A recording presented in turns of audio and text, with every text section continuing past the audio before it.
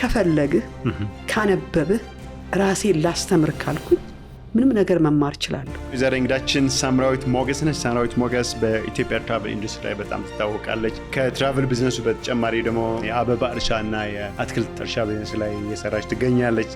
ቱሪዝምን ሳስብ ሁሌ ቁጭት አለኝ። ወጣቱ ሀገሩን ሳያቅ ውጭ ሀገር ነው የሚፈልገው የሚባል ነገር እንሰማለን። ምን ያላሳወቅ ነው የኢትዮጵያ ቱሪዝምን እዚህ ያቆየ ነው ቱር ኦፕሬተሮች ነን። ትልቁ ከነጋ ሰው የማይስማማው ካልመሰለኝ ፊት ለፊት ነው የምነግር። አረ እንደሱ አይባልም፣ አረ እንደዛ አይባልም እያወጣን ብዙ ነገሮችን ፊት ለፊት የምንነጋገር ቢሆን እድገታችንም የዛን ያህል በጨመረ ነበረ። የትኛውንም ስራ ብሰራ ቻሌንጆች የማይቀሩ ነገሮች ናቸው። በተለያየ መልኩ ይመጣል።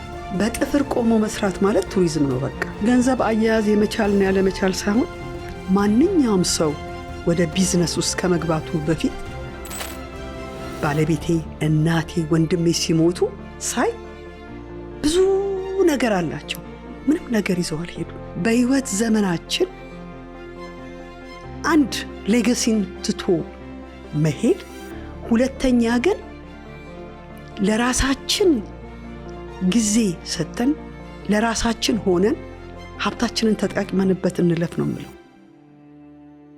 ሶር ከመጀመሩ በፊት የፓርትነራችንን ማስታወቂያ ሰምተን እንመለሳለን። ከእያንዳንዱ ብሩህ ተስፋ ጀርባ በሩቅ አገር የሚከፈል የድካም ዋጋ አለ። ዓለም ያሸለበች በሚመስልበት በዛ ብርዳማ ሌሊት እነሱ ግን ይተጋሉ።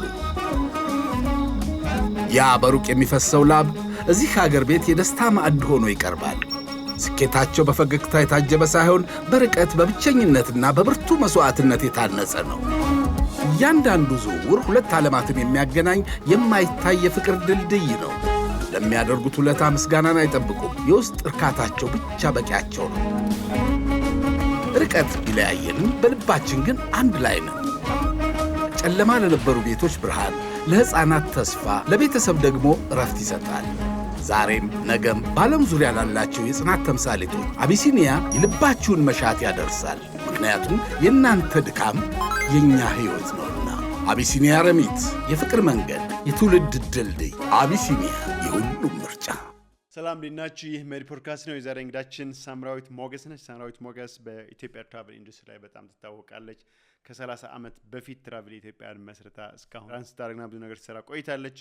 ከትራቨል ቢዝነሱ በተጨማሪ ደግሞ የአበባ እርሻና የአትክልት እርሻ ቢዝነስ ላይ እየሰራች ትገኛለች። ስለዚህ ስለ ኢትዮጵያ ቱሪዝም እንደሚመስል የኢትዮጵያ የአበባ ቢዝነስ ላይም የአትክልት ቢዝነስ ላይም በዋናነትም የቱሪዝም ቢዝነስ ላይ ከስክራች ጀምራ እስካሁን እንዴት እንደደረሰችበት በመሃል የነበሩ አጋጣሚዎችና ቻሌንጆች ምንድናቸው፣ እንዴት ያለፈቻቸውና ሌሎች ነገሮች በዚህ ኤፒሶድ አውርተናል። ኢንጆይ። Business is mostly risk. Just start. ካልጀመርክ የትም አትደርስ። እዚህ ሀገር የሚገጥሙህ ነገሮች ቢዝነስ ቡክ ውስጥ ያሉ። ሞክር እምቢ ካለህም ሞክር ነው። ጊቭ አፕ የሚለን የጋ ያለ በቃ። እንኳን በሰላም መጣሽ። እንኳን በሰላም ቆያችሁኝ። እሺ ሳምራዊት ማን ነች? ለማያውቅ ሰው ኢንትሮዲውስ ብታረጊ። ሳምራዊት በጣም ሁልጊዜ በህይወቴ ከሚገርሙኝ አንዱ ነገሮች በጣም ከብዙ ተማሪዎች ይለየኛል ብዬ የምለው ቤተሰቦቼ ብዙ ጊዜ ከአንድ ቦታ ወደ አንድ ቦታ እየተቀየሩ ይሰሩ ነበር። አባቴ ሚሊታሪ ነበር እና በህይወቴ 14 ትምህርት ቤት ተምሬያለሁ። ዋው የሚገርም ነው። በ12 ዓመት ውስጥ ማለት ነው? አዎ። እሺ። ምክንያቱም በአንድ ዓመት ውስጥ 2 ጊዜም ቦታ የምንቀይርበት ጊዜ አለ። በዛን ጊዜ በእርግጥ አዳሪ ትምህርት ቤቶች በጣም የተወሰኑ ነበሩ። ከሱም አልፎ ግን እናትና አባቴ ልጆቻቸውን ለማሳደግ ለዘመድም መስጠት አይፈልጉም፣ አዳሪ ትምህርት ቤትን ማስገባት አይፈልጉም። በራሳቸው መንገድ ማሳደግ ስለሚፈልጉ በዚህ ምክንያት እንዳልኩት 14 ትምህርት ቤቶች ውስጥ ተምሬያለሁ። አንድ ቦታ ትምህርቴን የጨረስኩት አዲስ አበባ ዩኒቨርሲቲ ብቻ። ከዛ በተረፈ በጣም የማመሰግናቸው ቤተሰቦቼ እናትና አባቴ በጣም በሃይማኖት፣ በትምህርት፣ በስነ ስርዓት አንጸው ነው ያሳደጉን። ይሄ ሲሆን ስንት አለን? ጠቅላላ 8 ነን። 3 ወንዶች፣ አንድ ወንድሜ በቅርቡ አልፏል። ከዛ እኔን ጨምሮ 5 ሴቶች ናቸው ያሉት 8 ልጅ። እናቴ የቤት እመቤት ብትሆንም ነገር ግን ከማንም በላይ ብዙ ዕውቀት ያላት ነች። በጣም ማደንቅላት እናቴ ከአባቴ ጋር ብዙ ቦታዎች ስትሄድ የውጭ ሰዎች ታገኝ ስለነበረ በቋንቋ ወደ ኋላ መቅረቷን አይታ የግል አስተማሪ እንዲቀጠር አርጋ ቋንቋ ተምራለች። ለኔ ትልቅ ጽናት ነው ይሄ።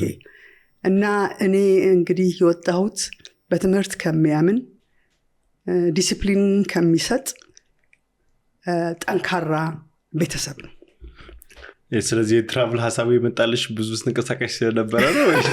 በፍጹም ምንም አልም ያላቅም የራሴን ስራ ሰራለሁ ብዬ በፍጹም አልም ያላቅም። ይሄን ድርጅት ከማቋቋሜ በፊት እኮ አዲስ አበባ ዩኒቨርሲቲ ያኔ ስንመረቅ የስራ ቦታችንን አንመርጥምኛ የሚመርጥልን ያኔ መንግስት ነው። እንዴት እጣ እናወጣለን? እኔ እጣ ሳወጣ የተደረሰኝ ያኔ ኮሚሽን ነበረ፣ ቱሪዝም ኮሚሽን ደረሰኝ። ቱሪዝም ኮሚሽን ደግሞ የማሰልጠኛው አለ እና አስተማሪ ሁኝ ያለኝ። በጣም ፈሪ ነበርኩ በዛን ጊዜ። ግን እምቢ አልኩኝ። እኔ የማስተማር ኮርሶች አልወሰድኩም። 10 ልጆች ነበርን። የጋዜጠኝነት ትምህርት ነው የተማርነው። አንዱ አስተማሪያችን አቶ ማዕረጉ በዛብህ ይባሉ ነበር፣ የታወቁ ጋዜጠኛ። እና ተከራክሬ በጣም ይገርመኛል እምቢ አልኳቸው። ስኮላርሺፕ ታገኛለች? አልችልም፣ አላስተምርም። ከዛ ብሔራዊ አስጎብኚ ድርጅት ተቀጠርኩኝ። ብሔራዊ አስጎብኚ ድርጅት ስቀጠር በቃ ከዩኒቨርሲቲ እንደጨረስኩኝ ነው። እና ለእኔ ብሔራዊ አስጎብኚ ድርጅት ትምህርት ቤቴ ነበር። በቃ የቱሪዝምን ዕውቀት ምንነት ያወቅኩበት። ከዛ በኋላ ነው ወደዚህ ስራም የገባሁት ብሔራዊ አስጎብኚ ድርጅት በመስራቴ ነው። ግን አስተማሪነት በዛ ጊዜ ትልቅ ሙያ የሚከበር የሚፈለግ ሙያ ይመስለኛል። ለምን እሱን ትተሽ ቱሪዝምን መረጥሽ?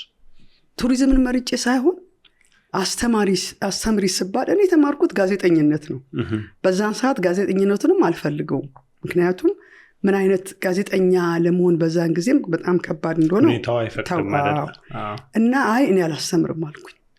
ቁጭ ብዬ መርጣለሁ። ቁጭ ማለትን መርጥ ነበረ። ምክንያቱም ትምህርቱን አልተማርኩትም የማላውቀውን። ግን በአጋጣሚ ቱሪዝም ስገባ የነበሩኝ አለቆች አቶ ዮሐንስ ክፍሌ፣ እሳቸው በህይወት የሉም፣ አቶ ሚሊየን ወልደ መስቀል እሳቸው አሉ፣ ወይዘሮ ማርታ ታደሰ አለቆቼ አስተማሪዎቼ ነበሩ። ስለዚህ እነሱ ናቸው ለዚህ ስራ ፍቅር እንዲያድርብኝ ያደረጉኝ። ብዙ እድሎች ተሰጥቶኛል። ጣሊያን ሀገር ሄጄ ቱሪዝም እንድማር ስኮላርሺፕ አግኝቻለሁኝ። ከዛ ባለፈ በተለያዩ ትሬድ ፈሮች አጫጭር ኮርሶች እንድካፈል አድርገውኛል። ግን ያው በ1991 የግል ድርጅትን የግል ይሄ ሚክስድ ኢኮኖሚ ሲፈቀድ ባለቤቴ በጣም ገፋፋኝ። ለምን አትወጭም? ወተሽ የራስሽን ለምን አትጀምሪም? በጣም ነበር የፈራሁት። ምክንያቱም የመንግስት ስራ በጣም ዋናው ነው። በቃ ሴኩርድ የሆነ በወር ደሞዝ አገኛለሁኝ። ደሞዜን ስቀበል ነው የሚከፋኝ። 30 ቀን ተደስቼ ነው 29ኛው ቃል ደሞዝ ስቀበል ይከፋኛል። ለዚህ ነው እንደምሰራው ብዬ ላለው። ግን ወደኋላ መለስ ብዬ ሳየው ገንዘቡ ያልቃል፣ የቀረኝ ዕውቀቱ ነው። እና ያ ዕውቀት ነው ዛሬ እዚህ ደረጃ እንድደርስ ያደረገኝ። እና በዚህ መልኩ ነው የጀመርኩት ትራቭል ኢትዮጵያ። የወሰንሽበት ቀን ታስታውሻለሽ ለመጀመር? ከዚህ በ1993 ዓመተ ምህረት እንደሆን ጻፍኩኝ መልቀቂያዬን። ላስገባ አላስገባ እንደ አውሮፓ አቆጣጠር በ1993 አስገባሁኝ መልቀቂያዬን። አለቆቼ ደነገጡ። እንዴት ይሆናል አሉኝ። አስረዳኋቸው። ብዙዎቹም ጓደኞቼም እንዴት ብለሽ ታደርጊያለሽ? ፍርሃቴ ነበረኝ፣ በጣም ከፍተኛ ፍርሃት ነበረኝ። ግን የእውነት ለመናገር ባለቤቴ በጣም ደጋፊ ነበር። ትችያለሽ የሚለው ነገር የግፊት ስለነበረ ከኋላዬ በቃ ይሁን በሚለው ጀመርኩኝ። አስገባሽ ማስለቀቂያውን። ከዛ የመጀመሪያዎቹ ምን ወደ ምን እንቅስቃሴ አይነት ገባሽ? ምንድን ነው ያደረኩት? የዛን ጊዜ ኢሜል የለም፣ ዋትሳፕ የለም። ያለው ፋክስ ቴሌክስ ነው። ስለዚህ ምን አደረግኩኝ እኔ ስወጣ ከብሔራዊ አስጎብኚ ድርጅት በእጄ ብዙ ውድ የሆኑ ነገሮችን አውጥቻለሁ። ያ ውዱ ደግሞ ኮንታክት ነው። የነበሩኝ አብሬያቸው የምሰራቸው ክላይንቶች አሉ አይደለም፣ የነሱ አድራሻዎች አሉ። ምን አዘጋጀውኝ ኒውስሌተር ጻፍኩኝ። ከዛ በፊት ግን ምንድነው ያደረኩት ዣክ ዱቦን ታውቁት እንደሆነ አላቅም። ዣክ ዱቦ በጃንሆይ ጊዜ የመጣ ፈረንሳዊ ዲዛይነር ነው። ብዙዎቹ የኢትዮጵያ እነዚህ የባህላዊ ወንበሮች ብዙ የባህላዊ ነገሮች የተቀረጹት በዣክ ዱቦ ነው። ለምሳሌ እነ ሮሃ ጎሃ ሆቴሎቹን ሁሉ የሰራው ዣክ ዱቦ ነው። እና ዣክ ዱቦን ስለማቀው ምን ረዳኝ ሎጎውን በማውጣት በጣም ረዳኝ። ዲዛይን አደረገልኝ ሎጎውን። ስለዚህ ሎጎውን ላይሰንሱን ከማውጣቴ በፊት ሎጎ ላይ ሰራሁኝ፣ ኒውስሌተር አዘጋጀሁኝ። ከዛ ያኔ እንደዚህ ከባድ አልነበረም። ላይሰንሴን አወጣሁ።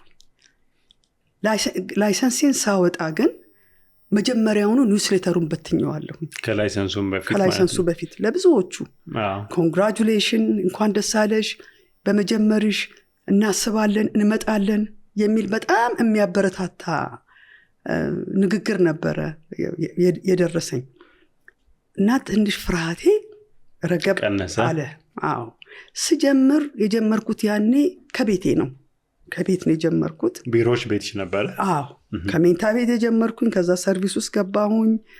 እንደዛ እያለ ነው እና ልክ ላይሰንሱን ሳወጣ ጊዮን ሆቴል ከፋውንቴኑ ፊት ለፊት አሁን አንዳንዴ መጠጥ ምናምን ይሸጥበታል። እዛን የጀመርኩት። ስንቀመጥ ተራ በተራ ነው የምንቀመጠው ከመጥበቡ የተነሳ እና ግን ያችን ቦታ ሳገኝ እንደዚሁም እነሱ ኢቲቲሲ ዲዛይኑን ሰሩልኝ። በጣም ቆንጆ ቢሮ፣ ትንሽ ነች በጣም። እዛ ቡና ማፊያ ያለው ሲገባ ሁሉን ነገር የሚታይበት ነው እና እዛ ነው የጀመርኩት። ያችን ቢሮ ሳገኝ በቃ ትልቅ 15 ፎቅ ያገኘሁትን ያህል ነው የተደሰትኩት እና ያቺ የኔ የመጀመሪያ ቢሮ ነች። መጀመሪያ ደንበኛስ እንዴት ነበር ያገኘሽው? ማን ነበረ ታስታውሺ? የመጀመሪያ ደንበኛዬን ሳገኝ በጣም በሚያሳዝን ሁኔታ ነው። እኔ ሮቴሪያን ነኝ። ሮቴሪ እንደ ኤሮፓ አቆጣጠር ከ1992 ጀምሮ አባል ነኝ እና አንዱ ሮተሪ እንግዲህ ያው ሞቶዋችን ሰርቪስ አበፍ ሰልፍ ነው፣ ለሌሎች መርዳት ብዙ ነገሮችን ይሰጣል። በዚህ አጋጣሚ ሮተሪ ብዙ ጊዜ የሚታሰበው የሀብታም ክለብ ተብሎ ነው፣ ግን አይደለም። በጣም ብዙ ነገሮችን ይሰራል። የሚያሳዝነኝ ነገር ቢኖር እኛ በ1958 እንደ ኤሮፓ አቆጣጠር ነው ሮተሪ በኢትዮጵያ የተፈጠረው። ነገር ግን አሁን በክለብ ደረጃ በብዙ መልኩ ከኬንያ ያነስነን ያለ ነው እና ይሄ የበጎ አድራጎትን ስራ ኢትዮጵያኖች በጣም ልንላበስ የሚገባን ነገር ነው እና በዚህ በሮተሪ አማካይነት የሂልተን ማኔጀር ሮቴሪያን ነበርና እንግዶች ሰጠኝ። እናት፣ አባት፣ አንድ ልጁ በየጊዜው እየመጣ ጥቁር አንበሳ ላይ የሜዲካል ዶክተር ነው ይሰራል። ስለዚህ የት ለመሄድ ወሰኑ? ሐረርና ድሬዳዋ። ሐረር ላይ ያው የጅቡን ፐርፎርማንስ ይመለከታሉ እና ሁልጊዜም እንደምናደርገው ጋይድ አብሯቸው ሄደ እና ድሬዳዋን ጎበኙ። ከዛ ሐረር አድረው ማታ ጉብኝት በሚያደርጉበት ጊዜ ያው አንዱ የጅቡን ፐርፎርማንስ ሲመለከቱ ሃንድ ግሬኔድ ተወርውሮ ጋይዳችን ሞተ። በምን ምክንያት ነው ያንን የተፈጠረው? የፖለቲካ ነው። ሞተ። ስጀምረው እንደዚህ ነው የጀመርኩት። በጣም ከባድ አጋጣሚ ነው እና ብዙ ሰው ይቅርብሽ ነው ያለኝ። ይሄ ላንቺ የተፈጠረ አይደለም፣ ይሄ የነገርሽ እኮ ነው፣ ይሄ ላንቺ የሚሆን አይደለም። እና ፈረንጆቹ በጣም ረዱኝ። ለቤተሰቦቹ ለብዙ ዓመት ይረዱ ነበር። ቤተሰቡን በጣም ትልቅ ቤተሰብ ነው እና ያን የመሰለ ሰው አጣን። የሚያሳዝነው አንቺ ምን ተሰማሽ የዛኔ? ከባድ ይመስለኛል። ወይ በጣም ምንም ልገልጸው የምችለው አይደለም። 2 ቀን እንቅልፍ አልተኛሁኝም። የልጁ አስክሬን እስከሚመጣ ድረስ ለቤተሰቦቹ እንዴት መንገር እንደምንነገር ያ ሁሉ ጭንቀት ነበር። በዛች ኢንስታንት ግን እኔ ገና መጀመሪያ ነው። ካፒታላችን 15,000 ነው። ኦኬ የዛን ጊዜ ስንጀምር ትክክል ለካ ምን ያስፈልጋል? ኢንሹራንስ፣ የህይወት ኢንሹራንስ ለሰራተኛ አስፈላጊ ነገር ነው። እና አንድ ማቀሱ አነጋገርኩኝ ወደዛችሁ ነው ለሰራተኛ ኢንሹራንስ የገባ ነው። ለካ እንደዚህ አይነት ነገር ያጋጥማል። ሲያጋጥም ነው እንጂ የምታውቀው ጥቅሙ የሚታወቀው ሁኔታዎች በሚደርሱበት ጊዜ ነው። እና ስጀምረው ይሄንን ይመስላል። ብዙ ሰው በአብዛኛው ሰው ይቅርብሽ የሚለው ላይ ነው ያለኝ። አንዳንዴ ልብን ነው የምናዳምጠው ወይንስ ጭንቅላትን የሚባለው ነገር አለ። እሺ ልቤን ሳይሆን ጭንቅላቴን አዳምጬ በስራው ቀጠልኩበት። የዛኔ ግን የጅቡኬ መቼ ነው የጀመረው? አሁን ቅርብ ጊዜ የጀመረ ነበር እኮ በጃንሆይ ጊዜ ነበረ ነው የጅቡን ሾው ማለት ነው። እንትኖቹ ድሮ ይሄ በጣም የቆየ ነው። ሀረር በዚህ የሚታወቅ ነው። ፐርፎርማንሱ እየቀጠለ ነው ያለው። አንዱ ሲሞት አባት ሲሞት ለልጅ ይሰጣል። እየተማሩ እየሄዱ እንዴ ጥንት የነበረ ነው። የሚገርም ነው። ቱሪዝም እኮ በጃንሆይ ጊዜ እንደሚባለው እጅግ በጣም ያደገ ቱሪዝም ነበር። ስለዚህ ያ ፐርፎርማንስ የነበረ ነው፣ ቀጠለ እንጂ። በጣም ጥሩ። በተብራሪ ደስሜ አሁን ያነሳሽ ነው የልብና የጭንቅላት በየጊዜው የሚያጋጥም ነገር ይመስለኛል። ሁለቱም ሲለያዩ እንዴት ነው አንቺ የምትመዝኛቸው ወይም ፊልተር የምታደርጊያቸው? አሁን ይሄንን ካለው እንኳን ምሳሌ ብናይ ራሴን የጠየኩት የትኛውንም ስራ ብሰራ ቻሌንጆች የማይቀሩ ነገሮች ናቸው። በተለያየ መልኩ ይመጣል። አንዳንዴ ፕሮብሌም ሲገጥም ከፕሮብሌም ከሸሸ ውጤት አይኖረውም። ነገር ግን ፕሮብሌምን መጋፈጥ በጣም አስፈላጊ ነው እላለሁ። ያን ፕሮብሌም ስጋፈጠው ደግሞ እኔን ስራ አውቀዋለሁ፣ የመስራቱ ችሎታ አለኝ፣ አዎ እችላለሁ። ይሄ ነገር መፈጠሩ በሌላ ስራ ቢሆን ሊገጥመኝ አይችልም፣ ይገጥመኛል። ስለዚህ መቀጠል አለብኝ። እወደዋለሁ ስራውን። እምወደው ስራ እስከሆነ ድረስ እማውቀው እስከሆነ ድረስ ምንም ምክንያት የለኝም። በዛ ምክንያት ነው የቀጠልኩትና ሰዎችን ማማከር ጥሩ ሊሆን ይችላል። ግን አንዳንድ ጊዜ ኢንስቲንክት የሚባሉ አለ አይደለ? በራሳችን የምንወስነው ደግሞ በጣም የበለጠ ነው እላለሁ። እኔ በዛን ጊዜ እንደተባለው ፈርቼ ሰዎች የሚሉኝን ባዳምጥ ኖሮ ዛሬ የት እንደምሆን አላውቀው። ስለዚህ አገናዝቦ አመዛዝኖ አስቦ ማድረግ ግን ትልቅ ነገር ነው የምለው። ኤፒሶዱ ይቀጥላል። የፓርትነራችን ማስታወቂያ ሰምተን እንመለሳለን። Today with this episode we are introducing you with our partners at the private sector development in Ethiopia project. It is implemented by GIZ, the German Development Cooperation Agency, on behalf of the German government since 2020. The private sector development in Ethiopia project has supported MSMEs and startups, including in post-conflict areas, to create jobs and drive long-term economic growth. To understand more about this project, please visit our link in the description section. Thank you.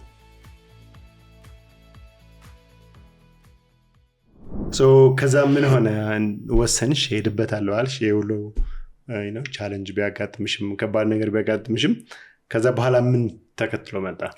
ቀጠልንበት። በጣም ጥሩ። እኔ ባለቤቴ አሳዳኝ ነው። አብሮት የሚሰሩ 2 ልጆች። አሳዳኝ ነው ማለት አደን በኢትዮጵያ ይፈቀዳል። እሺ። እና የአደን የአሳዳኝ ድርጅት አለው። እሱ ከ8 ዓመት ከ9 ዓመት ጀምሮ ያሳደጋቸው ልጆች አሉ አብሮ ከሱ ጋር ዲንዲን የሚባል በሐረር አካባቢ። እሺ። ስንጀምር እነሱን ወደዚህ አምጥተን የጀመርነው በሾፌርነት እና ስንጀምረው በጣም ተደስተዋል። ምክንያቱም በፊት ባለቤቴ ከኤንቲኦ ጋር አብሮ ነበር ይሰሩ የነበሩት። አሁን ግን እነዚህ ልጆች በራሳቸው ወጥተው በራሳቸው ድርጅት የመስራቱ የሚያስደስታቸው ነው። እናቋቁማለን ሲባል ይዋን እንደው እንዴት አይነት ደስታ እንደሚሰማቸው መገመት ይቻላል። እኔም እንደዛው ነው፣ ባለቤቴም እንደዛው ነው። ስለዚህ መቀጠል አለብን ብለን ያንን ነገር ቀጠል ነው። እውነትም ስንቀጥለው ያቺ የኒውስሌተሯ በጣም ሰርታለች። ሰዎች መምጣት ጀመሩ። አስታውሳለሁ መጀመሪያ ላይ ከዛ በኋላ የጣሊያን ግሩፖች መጡ። እነዛ ጣሊያን ግሩፖች ይሄ በ94 ላይ ነው። ጣሊያን ግሩፖች መጡ እየተንጠባጠቡ 2ም 3ም የሚመጡ አሉ። ግን በግሩፕ ደረጃ እንደዛ መጡ። ከዛ በጣም ትልቅ ካምፓኒ በ1995 ኮንፈርም አደረገ። ይሄ ሰው ሜዲካል አሜሪካዊ ነው። ኢንተርናሽናል ጋለሪ የሚባል ካምፓኒ ሳንዲያጎ ያለ ነው። ክላይንቶቹ አገራቸው የሚቀመጡት በየቦታቸው 2 ወር አይሆንም። ሌላው በሙሉ በጉዞ ላይ ነው የሚያሳልፉት። ከኛ ጋር 1 ወር ቡክ ለማድረግ ከ1 ዓመት በፊት ኮንፈርም አደረገ። ስለዚህ አሰብን። እኔ ብዙ ፈሪ ነኝ ብድር ምን ላምን ላይ እና ምን አለ ባለቤቴ ነው መኪና መግዛት አለብን፣ አዳዲስ መኪኖች መውጣት አለብን ተባለ። እንዴት ነው የምናወጣው? ብድር እንወስዳለን። ብድር ስትወስድ ምን ያስፈልጋል? ኮላተራል ያስፈልጋል። እናቴን ጠየቅኳት። እንዴ ምን አለበት ልክ ነው አርጊ፣ ኮላተራል ማስያዝ ትችያለሽ አለች። የእናትሽን ቤት ለልታስይዢ ማለት ነው። እሺ በስንት ብር? 4 ኮብራ፣ በዛን ጊዜ ኮብራ ነው የሚባለው። እያንዳንዱ ስንት እንደነበር መገመት ትችላለህ? በወስድ ሳታል ቤቢ 220-250 ሺህ። አንተ ማሳነስከው 400 ሺህ እያንዳንዳቸው። በ400 ሺህ እያንዳንዳቸውን 4 መኪና ወጣ። 1.5 ሚሊዮን ከኮሜርሻል ባንክ ባለውለታችን ነው። በዛን ጊዜ ብዙ ውጣ ውረድ ሳያደርግ ተበድረን እነዛን መኪኖች አስወጣ። እንግዶቹ መጡ። 1 ወር። አብዛኛው ጉብኝት በምንድን ነው? በሄሊኮፕተር ነው። መኪና እንልካለን። እነሱ በሄሊኮፕተርን ደግሞ ከየት አመጣን? ከሚሊተሪ የሚሊተሪ ሄሊኮፕተር ተከራየን። እሱን አመጣን። ይቻል ነበረ ማለት ነው። ሰፖርት ግሩፑ ደስ ይል ነበር እውነት ለመናገር ከሆነ። በሌላ ጊዜ እኮ ከኬንያ ነው የሚመጣው። አንዱ ዝች ላይ በጣም መናገር እንፈልገው እችን አጋጣሚ ተጠቅሜ ለነዚህ ለአቪዬሽን አሁን እንደነ አቢሲኒያ ፍላይት የፕራይቬት ሄሊኮፕተሮች በጣም ሊበረታቱ ይገባል። ምክንያቱም እኛ ሀገር ብዙውን ኤርስትሪፕ የለም። በዚህ ላይ ገብቶ በደንብ ማየት ከተፈለገ የሄሊኮፕተር አሁን እና አፋርን እንመልከተው አይደለ? ያን የመሰለ። ስለዚህ እነዚህ ነገሮች እንደው ኢንሴንቲቭ ቢሰጣቸው። ምክንያቱም ኬንያ ውስጥ ብንመለከት ታክሲ ማለት ነው አይደለም? የፕራይቬት ፕሌን። ስለዚህ ቢበረታታ ጥሩ ነው። እና እነዚህን ሰዎች መኪና እንደካለን ባሌን ቢጎበኙ ባሌ ሲሄዱ፣ ምክንያቱም ችግሩ በዛን ጊዜ ምንድን ነበረ? ያለው የሆቴል ስታንዳርድ በጣም የወረደ ነበር። የለም ማለት ይቻላል። መታጠቢያ ቤቱ አይሰራም፣ ውሃ የለም፣ አይመጥናቸውም ሰዎቹ። ስለዚህ በሄሊኮፕተር እንወስዳቸዋለን፣ አዲስ አበባ እናሳድራለን። መጥተው አዲስ አበባ ሂልተን ያድራሉ። ያኔ የነበረው ኢንተርናሽናል ሆቴል ሂልተን ብቻ ነበረ። ስለዚህ በእንደዛ በሄሊኮፕተር እያደረግን በጣም የተሳካ ጉብኝት ለ1 ወር ሄደ ተደረገ። በዛን ሰዓት ጋይድ አለ፣ ግን እንደ ዋናው አስጎብኝ የነበረ የኔ ባለቤት ነበር። የኔ ባለቤት ኦሪጂናሊ ከሰርቢያ ነው። ነገር ግን ወደ 9 ቋንቋ ይችላል። 3 የሀገር ቋንቋ፣ አማርኛ፣ ኦሮምኛ፣ አኟክ እና የእንግሊዝኛ፣ ሌሎችንም 6 የውጭ ሀገር ቋንቋዎች። ስለዚህ እነሱ የእሱ እዛ መኖር የበለጠ ውጤታማ አደረገው እና እነሱ ከዛ በኋላ በሚሄዱ በደቂቃ ነው በዚህ ሰዓት ይሄን ታረጋላችሁ፣ በዚህ ሰዓት ይሄ ይሆናል። እንደ ኃላፊም እንደ ባለቤትም ሆኖ የመጣው በጣም ምን ብዬ በምን ቋንቋ ላስረዳ? ይሄ እያንዳንዷን ደቂቃ እንዳትባከን፣ ለእያንዳንዱ ደግሞ ሰርቪስ የሚጠብቀው በጣም ከፍ ያለ ነገር ነው። ቀላል ገንዘብ አልከፈሉማ፣ እሱም አላስከፈላቸውም። ስለዚህ ያንን አሟልቶ መስጠት ቀላል አልነበረም። የእውነቴን ነው የምልህ፣ የመጨረሻ ቀን እንደዛ ተመሰጋግነን ሲለያዩ በቃ የበለጠ በራሳችን እንድንኮራ እንድንተማመን፣ ቲሙም ደግሞ በጣም ደስተኛ ነበር እና እንደ ትልቅ ነገር በዛን ጊዜ የወሰነው አንዱ ይሄ ነው። ይሄንን ካደረግን ማድረግ እንችላለን ወደሚለው ሄድና ያኔ በጣም ውጤታማ ስራ የተሰራ ነው። ሌላ እዚች ከነሱ ጋር የተያዘ ልነግር የምፈልገው እሺ ምን አለን እነዚህ ሰዎች አምቦ አይጠጡም ማለት የምትሰጡን ውሃ እንደዚህ አይነት ውሃ እንፈልጋለን። እሺ ከየት እናምጣው? የዛኔ አልነበረም ምንም። ያኔ አቶ ኤርሚያስም አልፈጠሩም ሃይላንድን። እሺ እና ከየመን ለማስመጣት ሞከርን። በጣም ውድ ነው ዋጋው፣ አይቻልም። ስለዚህ ሄድና አምቦ ፋብሪካን እኔና ባለቤቴ አነጋገርናቸው። እሺ የሚቻል ነገር አይደለም አይደል? እንዴት ይሆናል? እኔ ባለቤቴ በጣም ፑሽ ነው። አንድ ነገር አይሆንም የምትለውን ተቀብሎ አይወጣም። በሌላ ቀን ሄድን ነገርናቸው። እሺ የምንስማማው አሉን። በጠርሙስ ነው የምንሰጣችሁ፣ ያን ጠርሙስ ግን መልሳችሁ ታመጣላችሁ። እናመጣለን፣ ቢሰበር ትከፍላለን፣ እንከፍላለን። በዚህ መልኩ ውሃ ተሰራላችሁ። ውሃ ተሰራልን እና ያን ውሃ ጠርሙስ ይዘን በነገር ላይ የዛን ጊዜ ሂልተን አልነበረው። ሂልተን ሁሉ ሰጥተናል። የለውማ ለሂልተን ሁሉ ሰጥተናል። ምንም ማረሳው ደግሞ ኤክስፒሪየንስ ያጋጠመኝ ሂልተን መቼም አሁን ሁሉ ጊዜ እላችኋለሁ ወጣት ሴቶችን በጣም እኮ ታድላችኋል እናንተ። በእኛ ጊዜ የነበረውና አሁን ያለው ነገር በጣም የተለያየ ነው። ምክንያቱም አሁን አንዲት ሴት ገብታ አንድ ሬስቶራንት ብቻዋን ቁጭ ብላ በልታ ትወጣለች። ምንም አዲስ ነገር አይደለም። ስጋ ቤት አይተህ እንደሆነ ሴቶች በግሩፕ ሆኖ ይገባሉ። እንደ አዲስ የሚታይበት አይደለም። እና እኔ የዛን ጊዜ የገፉልኝ ካርቶኑን የኔ አብሩን ባልደረቦቼ ይሄድን ያለን የከፊት ነው። እንደዚህ ስገባ ሴኩሪቲ አስቆመኝ። ወደ 12:30 አካባቢ ይሆናል። ማታ ማለት ነው። አትገቢም ቁሚ አለኝ። እሺ አልገባኝም ስለው ፊት ለፊቴ የማታው ማኔጀር አይቶኛል። ምልክት ሰጠው። ገባው ውስጤ ቦይል እያደረገ ነው። እንደምንም ችዬ ገባሁኝ። አስቀመጥኩት። እቃውን በየቦታ አስቀባል። ለምን እንደከለከሉኝ ታውቃለህ? ምን ይመስልሃል? እኔ እንጃ፣ ምንም መገመት አልችልም። ምክንያቱም አንዲት ሴት በዛ ምሽት እንግዲህ ይሄ 95 ላይ ነው ስትገባ በቃ እንደ ሴተኛ ዳሪ ነው የምትታየው። እዛ የምትገባው የምትመጣው ለሌላ ጉዳይ ነው እንጂ ራሷን ለማዝናናትም ሆነ ለስራ አይደለም ተብሎ ስለሚታሰብ ነው። ወንዱ ግን መብቱ ነው አይደለም። በእውነት በጣም ነው ያዘንኩት የዛን ጊዜ። ማድረግ የሚገባኝን መናገር የሚገባኝን ከማኔጅመንቱ ጋር ተነጋገር ያለሁ።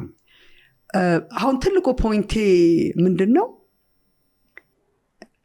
ሴት አሁን እንደዚህ አይነት ነገር ቢፈጠር ልጆቿ ይጮሃሉ እኮ።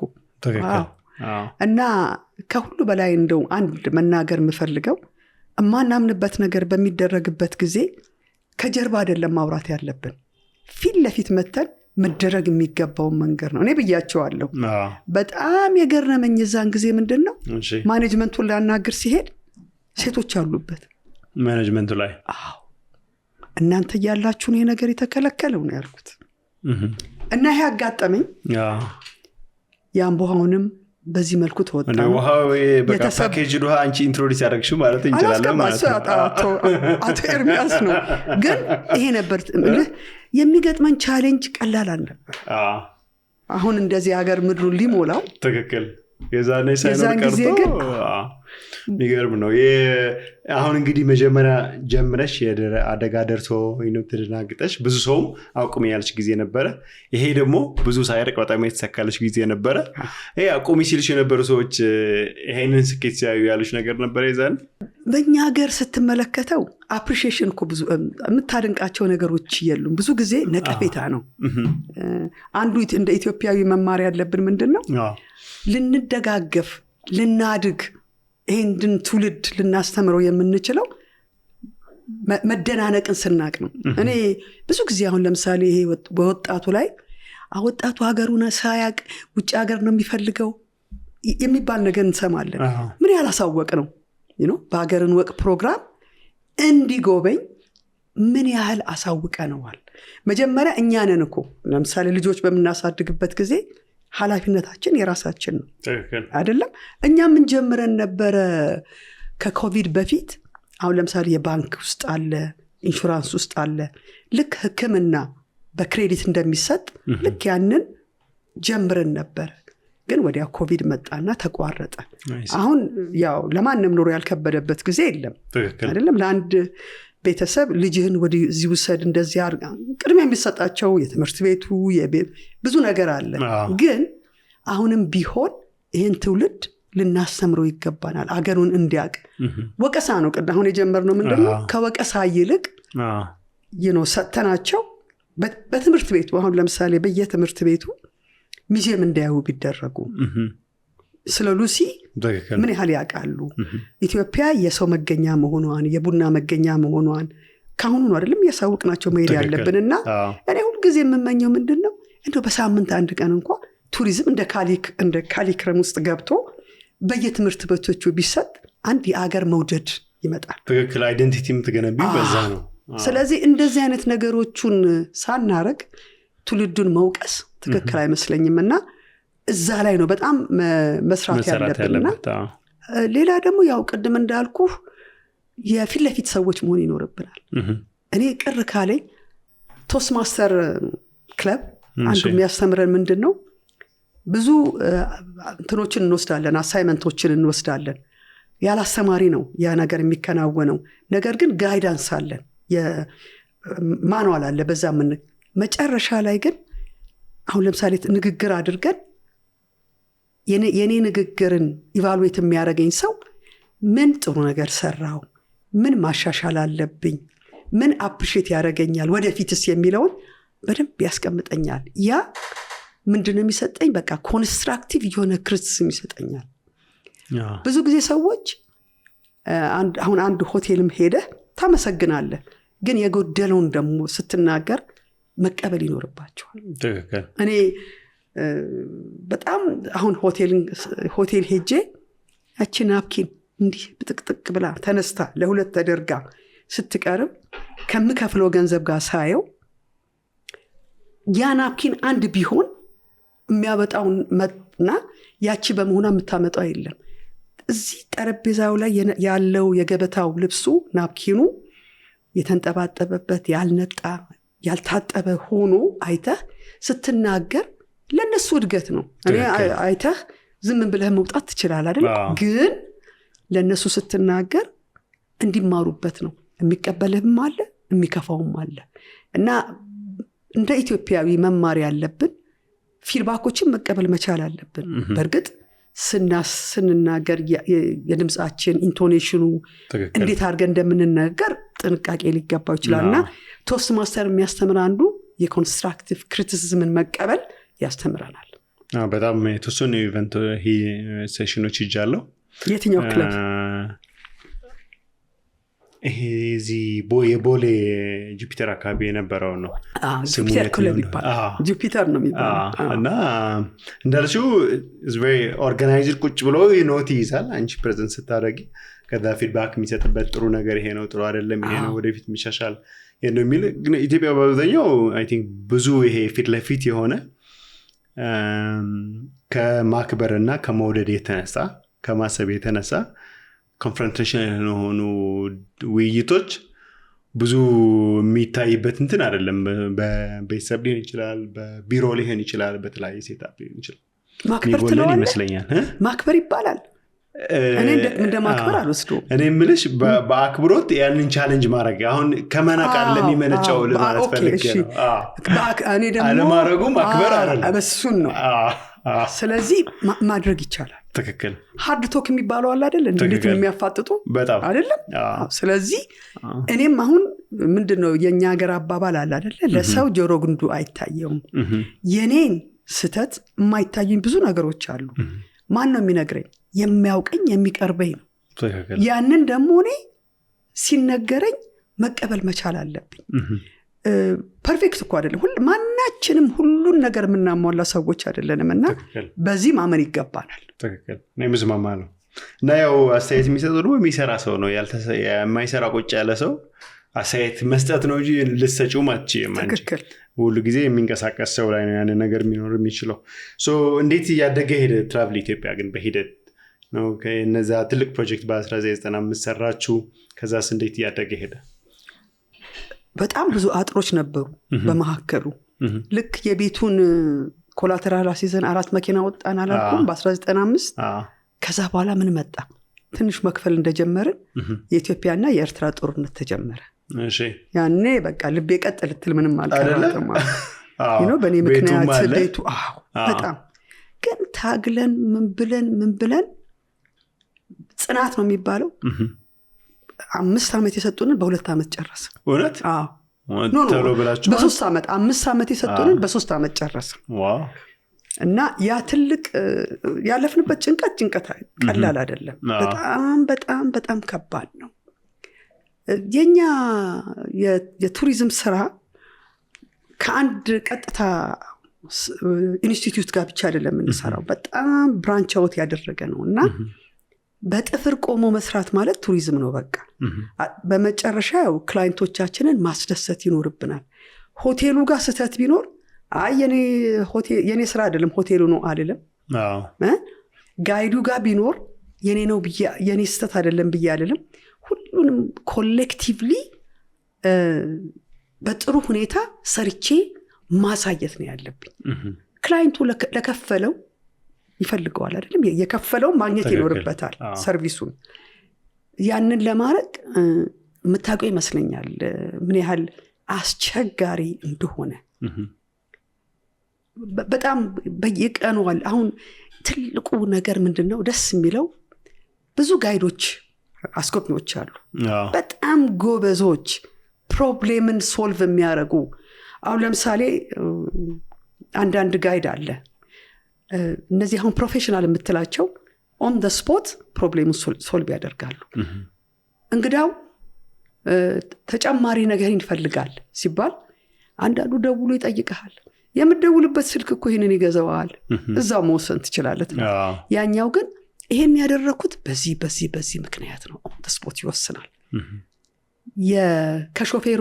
ሾፌሩ መኪና ጠጋኙ ሜካኒኩ እና አስጎብኚ ያንን ስራ ያወጡታል ይሰብሩታል በዚህ ነው እና ጠንካራ ቲም መኖር በጣም ትልቅ ነገር ነው በጣም ብዙ ጋይዶች አሉ አሁን ጥሩ ጎበዞች አሉ የሚደነቁ ግን የሚያሳዝነኝ ነገር እኛ የመጀመሪያ እኔ ድሮ ኤንቲኦ ስሰራ ብሔራዊ አስጎብኚ ድርጅት ትምህርት ቤቱ ያስተማራቸው ሴት አስጎብኚዎች ነበሩ እነዚህ ሴት አስጎብኚዎች በዛን ጊዜ መስራት አልቻሉም ምክንያቱም አንደኛ ህብረተሰቡ ከፈረንጅ ጋር ሲያቸው የነበረ አመለካከት ጥሩ አልነበረም ሌላው ቀርቶ አስጎብኝተው ወደ ሆቴላቸው ሲሄዱ ማታ ይረብሿቸዋል እያንኳኩ እና አመለከቱ በጊዜው ቅድም እንዳልኩ አቶ ዮሐንስ ክፍሌ አቶ ሚሊዮን አይ በቃ እነዚህ ልጆች ለምን ይጨነቃሉ ችግሩ ስለምን ይገባሉ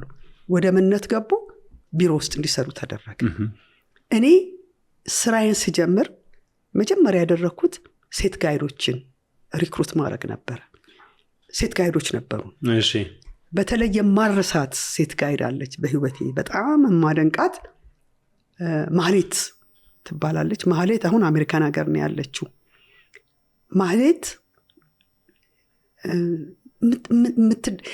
የሳይኮሎጂ ተማሪ አይደለችም ግን ሳይኮሎጂን በጣም ያወቀች ነች እኔ ማረሳው ያለች ምንድነው አሁን ለምሳሌ አለች አንድ ወንድና ሴት ቢመጡ በምንም አይነት ወንዱን አልመለከተውም ማለች ኮንሰንትሬሽን በሙሉ ሴቷ ላይ ነው ልክ እሷ ኮምፎርታብል መሆኗን ሳቅ ሁለቱንም ኢኳል ያነጋግራለሁ በዚህ ላይ ወንዶቹ አያውቁም ማለቴ ሳይሆን ስለ ኮሚኒቲዋ ስለ ልጅ አስተዳደግ ስለ ጋብቻ ከሴቶች ጋር የተገናኙትን ነገሮች ሴቷ ብታስረዳ የበለጠ ይሆናል እኩል ሊያውቁም አይችሉም እና አሁን ችግሩ ምንድነው የሴት ጋይድ እጥረት በጣም በከፍተኛ ደረጃ አለ አሁንም እንደ ችግሩ አለ ተጥራቷል የሉም በቃ አሁን የሉም ማለት ትችላለህ ለምንድን ነው የነበሩት ልጆች ግማሹም የራሱን አቋቋመ ውጪ ሄደ አልተተኩም አሁን ለምሳሌ ላሊበላ የቱሪስት ሀገር ነው በጣም ብዙ የወንድ ጋይዶች አሉ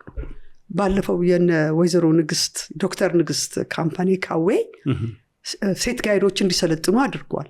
ግን ወደ ስራ አልገቡ። ምንድነው ህብረተሰቡን መለወጥ አለብን። አመለካከታቸውን ራሳቸው እዛ ያሉ የወንድ አስጎብኚዎች እነዚህን እህቶቻቸው ሊደግፉ ይገባሉ። ማበረታታቸው ይኖርባቸዋል። እና ላሊበላ አሁን የሴት ጋይድ እስቲ አለ ብለህ ብትል እኮ አሁን በጣም የለም ማለት ይቻላል። ብዙዎቹም እኔ እንጃ 1-2 ይኖሩ ይሆናል። እነሱም የራሳቸውን ስራ ነው የሚሰሩት። ስለዚህ የሴት ጋይዶችን በከፍተኛ ደረጃ ማበረታታት መፍጠር ይኖርብናል። እንደገና ወደ ጉዞሽ እንመለስና ሴት ጋይዶችን ወንዶችን ሙሉንም ቀጥራችሁ መስራት ቀጠላችሁ እስከ ቅርብ ጊዜ ድረስ ከኮቪድ ድረስ ያለነበረው ጊዜ ጉዞ ምን ይመስላል? በኮቪድ ጊዜስ ምን ችግር አጋጠመ ይለውን እንዴ? ያው በቱሪዝሙ ላይ ወጣ ወረዱ እንዳለ ነው። ስራው ሲመጣ ደስ ሲለን አይሮፕላን ቦታ አገኘ። በተለይ ለጥምቀትና ለገና ጊዜ በጣም ብዙ ቱሪስቶች ይመጣሉ። ግን ያለን የሆቴል የአይሮፕላንም የምንም በጣም የተወሰነ ስለሆነ በጭንቀት ነው የምንሰራው። እናገኛለን። ለምሳሌ አሁን ላሊበላ ላይ ሆቴሎቹም ስራ የሚያገኙት የዛን ጊዜ ነው። ትክክል። የዛን ጊዜ ነው። አመቱን በሙሉ አይሰሩም። ግን አመቱን ሙሉ መስራት ይችላሉ። ቅድም ፕሮሞት አላደረግንም እኛ አገራችንን ፕሮሞት አልተደረገችም። መደረግ ያለ ይሄን ነው ለዓለም ህዝብ ማሳወቅ ያለብን። ኢትዮጵያ አሁን በቅርቡ አንድ ሰው እንደዚህ ለስራ መጥቶ ኢትዮጵያ ከእንግሊዝ ሀገር ነው የመጣው። እኔ ኢትዮጵያ ቡና እንዳላት ያወቅኩት አሁን እዚህ ከመጣሁ ነው ያለው። የት ነው ያለ ነው አሁን እኛ ታዲያ? በእርግጥ እውነት ኢትዮጵያን አስተዋውቀናል? አላስተዋወቅንም። እና ኢትዮጵያን በተለያየ መልኩ ልናስተዋውቅ ይገባናል። አሁን እነ ኬንያ እነ ታንዛኒያ ብንመለከት ያላቸው የቱሪዝም መስህብ ውስን ነው።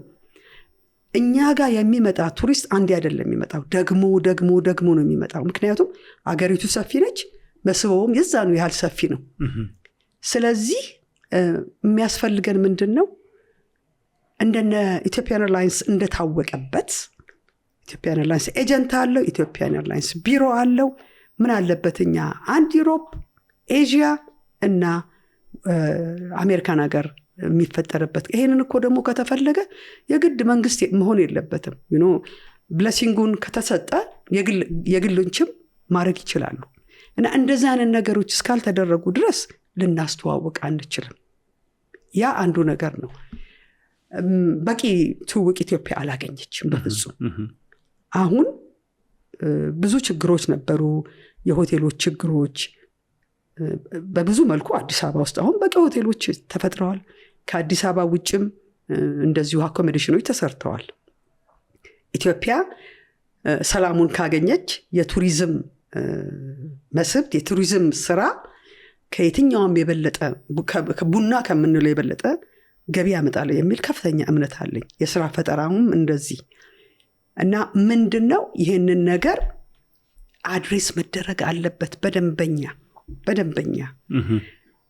አንድ ነገር እዚች ላይ ልንዳገር የምፈልገው ብዙ ሰው ምናልባት በከፍተኛም ደረጃ ይሄ ላይወሰድ ይችላል። የኢትዮጵያ ቱሪዝምን እዚህ ያቆየነው ቱር ኦፕሬተሮች ነን። ምናልባት ይሄ በብዙ መልኩ ላይ ሰው ላይ ይረዳው ይችላል። በየትሬድ ፌሩ አይሮፕላን ቲኬት ከፍለን፣ የሆቴል ከፍለን፣ የስታንድ ከፍለን ፕሮሞት የምናደርገው የኢትዮጵያ ቱር ኦፕሬተሮች ነን። የኢትዮጵያ ቱር ኦፕሬተሮች በቂ ግንዛቤ አለ ብዬ አልገምትም። እኛም ሁሉ የምንጠይቀው ፕራይም ሚኒስተራችን በቱሪዝም ብዙ ስራዎች ሰርተዋል። ነገር ግን ፕራይም ሚኒስተራችን ለምን ቱር ኦፐሬተሮችን ጠርተው አያነጋግሩም የሚል አለ። አሁን መዳረሻዎች በጣም ደስ ይለኛል። አሁን የጎርጎራን ሳይው ብዙ የተሰሩ ነገር አለ። ግን ከኛ ደግሞ የሚያገኙት ነገር አለ ብዬ ገምታለሁ። እውነት ለመናገር አሁን የደቡብ ቱሪዝም እጅግ በጣም እያደገ ነው ያለው። በጣም አይሮፕላኑ የተመቸ ነው። ሆቴሎች ብዙ የተሰሩ አሉ። ነገር ግን አሁን ጂንካ ላይ ምንም ነገር የለም። ጂንካ ላይ ምንም ነገር ይቅርታ የለም ማለት አልችልም። ኦሞ ኤኮሎጂ የሚባል ሆቴል አለ። በቃ እሱ ነው ኤግዚስት የሚያደርገው። ሌላ በቂ አይደለም አይገኝም እነሱ ሙሉ ሊሆኑ ይችላሉ ለጂንካ ግን የአውሮፕላን ጣቢያውም ስላለ እንደ አርባ ምንጭ እንደ አዋሳ ሆቴሎች እዛ ላይ ሊሰሩ ይገባሉ ምክንያቱም የደቡብ የነኦሞ አትራክሽን ቀላል ነገር አይደለም እና በዛ መልኩ የሚታይበት ቢሆን እና ክቡር ጠቅላይ ሚኒስትራችን በዚህ አጋጣሚ እንደው አንድ ቀን እድል ሰጥተውን ብዙ ሴክተሮች አነጋግረዋል በጣም ብዙ ሴክተሮች ቱር ኦፐሬተሮችን ግን እስካሁን አላነጋገሩም እና ይሄን ሁሉ ስራ እየሰሩ እኛን ደግሞ ቢጨምሩ ትልቅ ነገር ነው ብዬ እላለሁ ነው አንድ ኤፒሶድ ቅርብ ጊዜ አንድ ኢንተርቪው ሰርተዋል ቱሪዝም ላይ ፎከስ ያደረገ ሜቢ አንድ ሳምንት ምናምን ቢሆነው ነው ቱሪዝም ላይ ፎከስ ያደረገ ኢንተርቪው በጠቅላይ ሚኒስትሩ አይ ቲንክ አንድ የቱሪዝም ጋዜጠኛ ጋር ከሄኖክ እኮ የታወቀ ነው ሄኖክ ለኢትዮጵያ ቱሪዝም እኔ እንጃ እንደሱ ኮንትሪቢዩት ያደረጋል እንደ በጋዜጠኝነት ደረጃ በጣም ሄኖክ ሰርቷል ሄኖክማ ጋዜጠኛ ነው ሄኖክ በየቦታው እየሄደ አዳዲስ የተፈጠሩትን ያሉትን ነገሮች አስተዋውቋል በጣም የማይገባበት ቦታ የለም እኔ ግን ከሆነ የጠየቁት አስጎብኚ ድርጅቶች ኮሌክቲቭሊ እንደ አንድ ቀን የሁለት ሰዓት ጊዜ ቢሰጡንና ምንድነው እየሰራችሁ ያላችሁት ምንድነው ችግራችሁ ብለው ቢሉን ውጤት ይኖረዋል ብዬ ገምታለሁ ጥሩ እንግዲህ መልእክቱን በዚህ በኩል ያው እኛን እናስተላልፋለን በጣም አመሰግናለሁ ሚኒስትር ብትሆኚ አንቺ ግን ምን ታደርጋለሽ የቱሪዝም ሚኒስትር ብትሆኚ ሊሆን አልችልም እኔ ምክንያቱም የራሴ ስራ አለኝ እኔ በዚህ አጋጣሚ ልናገር የምፈልገው ቱሪዝምን ሳስብ ሁሌ ቁጭት አለኝ ምክንያቱም የኢትዮጵያ ቱሪዝም የት መድረስ አለበት የሚለው አሁን የነበሩ አስጎብኚዎች አሉ ሲነግሩን በግርማዊ ቀዳማዊ ኃይለ ሥላሴ ጊዜ ቱሪዝም እናቱ ሀብተ ሥላሴ የፈጠሩት ፎቶግራፎች እኮ ሁሉ አሉ እሳቸው ይሰሩት የነበረው የዛን ጊዜ የተፈጠረው ነገር እና ኢትዮጵያ የዛን ጊዜ የት እንደነበረች ብዙዎቹ ይነግሩናል ከዛ በኋላ ነው ቱሪዝም በደርግ ጊዜ የለም ማለት ይቻላል ፐርሚት ፍቃድ ያወጡ ነበር ደብረዘይት በኋላ ካለፈ የሚኬድ የነበረው በኢህአዴግም ጊዜ ቱሪዝም አለ ብዬ ለማለት አልችልም ለመናገር ከሆነ አሁን እንዳልኩ ብዙ ነገሮች ስላሉ ህዝቡ ራሱ ስለ ቱሪዝም ያውቃል አይደል እንዴ በየቦታው ሄዶ ፎቶግራፊ እንደሳል ካለ ሁኔታ ጋር ትንሽ ስለ ቱሪዝም የሚያቀበት ሁኔታዎች አሉት ግን በእውነት የኢትዮጵያ ቱሪዝም እዛ ደርሷል አልደረሰም በጣም አነቃቂ ሊደሮች ያስፈልጉናል ቱሪዝምን በተመለከተ እዚህ ላይ ሳልናገር የማልፈው የኮሚሽነር ለሊሴ እና ምክትል ኮሚሽነር ነጋ በኦሮሚያ ቱሪዝም ላይ የሚያደርጉት እንቅስቃሴ የሚያበረክቱት ቀላል ነገር አይደለም ብዙ ነገር እንድናቃርገውናል ብዙ ነገር እየሰሩ ነው ያሉት እና ይሄ በእውነት በጣም ሊበረታታ የሚገባው ነገር ነው ጥሩ በጣም ሰማሁት ከኮቪድ መጣ አይ ቲንክ ለኢንዱስትሪው ከባድ አደጋ የነበረው ኮቪድ ነውና እንዴ ነበር ኮቪድን የተቀበላችሁት ኮቪድ አንድ ነገር የተማርኩት ከ10 ዓመት በፊት እንደዚህ የሚባል በሽታ ይመጣል ያለ ስራ 1 ዓመት 2 ዓመት ተቀመጣላችሁ ግን ትራቭል ኢትዮጵያ ይቀጥላል ሰው ቢለኝ በፍጹም አይሆንም ብዬ ነው የምለው እግዚአብሔርን በእውነት በጣም በጣም አመሰግናለሁ ምክንያቱም ያለ እግዚአብሔር እርዳታ እዚህ አልደረስንም ቀላል ጊዜ አልነበረም እጅግ በጣም ከበሽታው ስናገግም መኖር ስንችል ያ ወደ ኑሯችን አይደለም እንመለሰው ያኔ በቃ በህይወቴ ሙሉ የተጨነኩበት ጊዜ ቢኖር ያኔ ነው ግን እኔ 1994 ዓመተ ምህረት ሲጀምር የነበሩኝ የሥራ ባልደረቦች አሁንም አሉ ከ30 ዓመት በላይ የቆዩ ማለት ነው ከኤንቲኦ ስሰራ ከዛ የመጡ ወደ 5-6 የሥራ ባልደረቦች አሉ ከኔ ጋር ከ6 ወር በኋላ ስብሰባ ጠሩኝና ምን አሉ ምንም ስራ እንደሌለ እናውቃለን ግን ሙሉ ደሞዛችንን አትክፈይ በግማሽ ቀንሽ የእውነቴን ነው የምልህ ምን ያህል ኢሞሽናል እንደሚያደርግ you can imagine አይደለም? ምን ተሰማሽ? በቃ አለቀስ? በጣም ደሞዝ ጨምሪልኝ ይላል እንጂ ሰው ደሞዝ ቀንሽ ይላል። በጣም በከባድ ወቅት እንደዛ አይነት ቤተሰብ ነው ያለኝ እና በእውነት እግዚአብሔርን በጣም አመሰግናለሁ። እንዳልኩ ዳይቨርሲፋይ ማድረጉ በጣም ጠቅሞኛል። ከሁሉ በላይ ደግሞ በአሁኑ ሰዓት በኑሮ በስራ በምን ከባዱ ነገር ምንድነው? ቤት ኪራይና ትራንስፖርት ነው። ቤት ኪራይ የምንከፍል ቢሆን ኖሮ እርግጠኛ ነኝ አላልፈውም። ግን እግዚአብሔር ይመስገን የራሳችን ቢሮ ስላለን ያንን ልንገፋው ችለናል። እኔ ይሄንን አጋጣሚ ተጠቅሜ ደግሞ ለሰራተኞቼ ከልብ የመነጨ ምስጋናዬን አቀርባለሁ። ምክንያቱም የነሱ ድጋፍ ባይሆን ብዙ ሰው የሚለኝ ድርጅትም ሄደው አሁን እነዚህ ሰዎች እውነት ሼር የላቸውም ነው የሚሉት። ምክንያቱም አንድ ነገር እንድታቀልኝ የምፈልገው እኔ ብኖር ባልኖር ስራው ይካሄዳል። እኔ ሁሉ ጊዜ እዛ መኖር የለብኝም። በቃ ይሄንን ያህል ነው የሰራተኛው ጥንካሬ ለኔ። እንዴት ነው እንደዛ አይነት ካልቸር መፍጠር የቻልሽው? ዴሊጌሽን አንደኛ በእነሱ መተማመንህን ማሳየት አለብህ። አንተ ብቻህን የምትወሰነው ውሳኔ ይኖራል። ነገር ግን ኮሌክቲቭሊ ደግሞ ሰራተኛው ተሰብስበህ ይሄን ነገር እንደዚህ ለማድረግ አስበናል፣ ምን ይመስላችኋል? እንነጋገርበት ነው እና አንዱ ያለን ሁሉ ጊዜ ካልቸር እንደ ካልቸር ብየምለው ደግሜ በስብሰባችን የምንነጋገረው ቅሬታችሁን ንገሩኝ፣ በጀርባ ሆናችሁ አትነጋገሩ።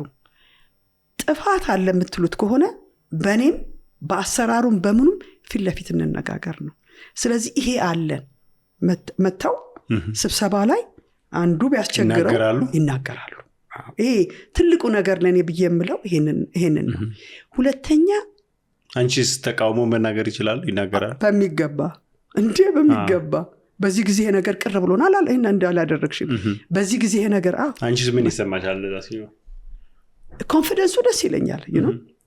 እንትን ነው እኔ በህይወቴ የማልፈልገው ነገር እኔ ፊት ሲሆን እንደዚህ ከፍ ማድረግ ከኋላ ሲሆንና እነዚህ ሰዎች እኔን ደፍረው ያንን ነገር ከተናገሩ ሙሉ በራሳቸው እምነት አላቸው ማለት ነው አይደለም እንዴ? እና ይሄንን ያመጣው እንዳልኩ እኔ ሁሉ ነገር ውስጥ ልግባ አልልም። በትራንስፖርቱ አለ፣ የፋይናንሱ አለ፣ ሊድ የሚያደርገው የነሱ ናቸው። ግን ያንን ሁሉ አሰባስበን ግን የምንነጋገርበት ፕላትፎርም ይኖረናል እና እኔ ኤንጂኦ ስሰራ ሁሌ ቅር የሚለኝ የነበረው ምንድነው ስራውን እኛ ነን የምንሰራው፣ ጽሁፉን ምኑን ግን መጨረሻ ላይ ሲሄድ በአለቆች ስም ነው የሚሄደው።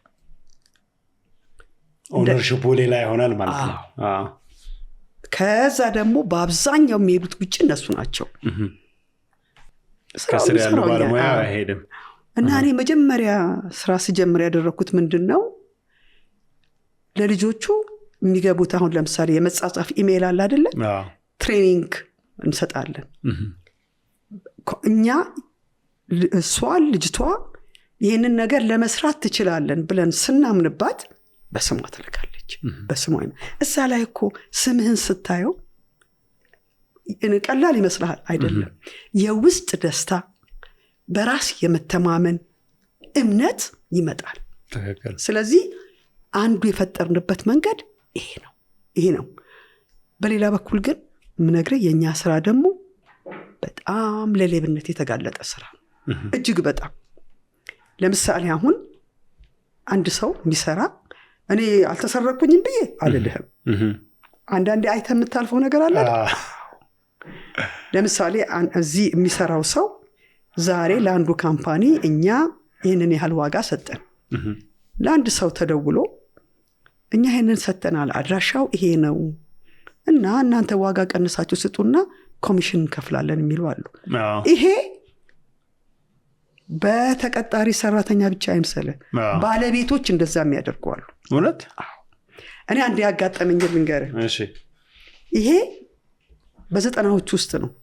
90 ወይንም የመጀመሪያ 2000 በፈረንጅ 50 ሰዎች ኮንፈርም አደረጉ እና መጣ። ቱር ሊደሩ መጥቶ ጎበኘ፣ አየ፣ ተደስቻለሁ አለ። ከካምፓኒው እሱ መልስ ጻፈላቸው፣ ኮንፈርም አደረጉ። ሆቴል ያዝን። ስንሰጥ የትምህርታዊ ጉብኝት ኤጁኬሽናል ትሪፕ ስለነበረ አላስከፈል ነው። አይ ቲንክ 15 ቀን በኋላ ይህንን ትሪፕ አንፈልገው ምክንያቱም ሆቴሉ ጥሩ አይደለም የሚል ነገር መጣ። እንዴ ይሄው እንደዚህ ብላችሁን አልነበረም እንዴ? ገረመኝ። እቺ ነገር አንድ ነገር አላት። ሳምንት አልቀረም መጣ። ስሙን አልገልጽም። ቱር ኦፕሬተር ሰዎቹ ከኛ ጋር ስለሚመጡ የአሽሩ ሪዘርቬሽን ልቀቂ አለኝ። እምቢ ማለት እችላለሁ? እሺ ለቀኩለት። ምን እንዳተደረገ ልንገርህ። ይሄ አስጎብኝ የተባለው ድርጅት እኛም ጋር ኮራፕሽን እንዳለ ነው የምታየው። እኛም ጋር ብዙ ኤቲካል ያልሆኑ ነገሮች እንደሚደረግ ካምፓኒው አያውቅም። ከቱር ሊደሩን ፐር ፐርሰን የሚሰጠው ገንዘብ ጋር ተደራደረ። ይሄ ነገር በነገር ላይ የዛ ከውጭ የመጣው ሐሳብ አይደለም፣ እዚሁ ያለው ነው። ለሱ ነገረው። እውነቱን ነው። ያን ገንዘብ ሲያገኝ ለካምፓኒው ጽፎ አይ ይሄ ድርጅት ጥሩ አይደለም ከዚህ ጋር እንስራ ብሎ ከነሱ ጋር ሰሩ።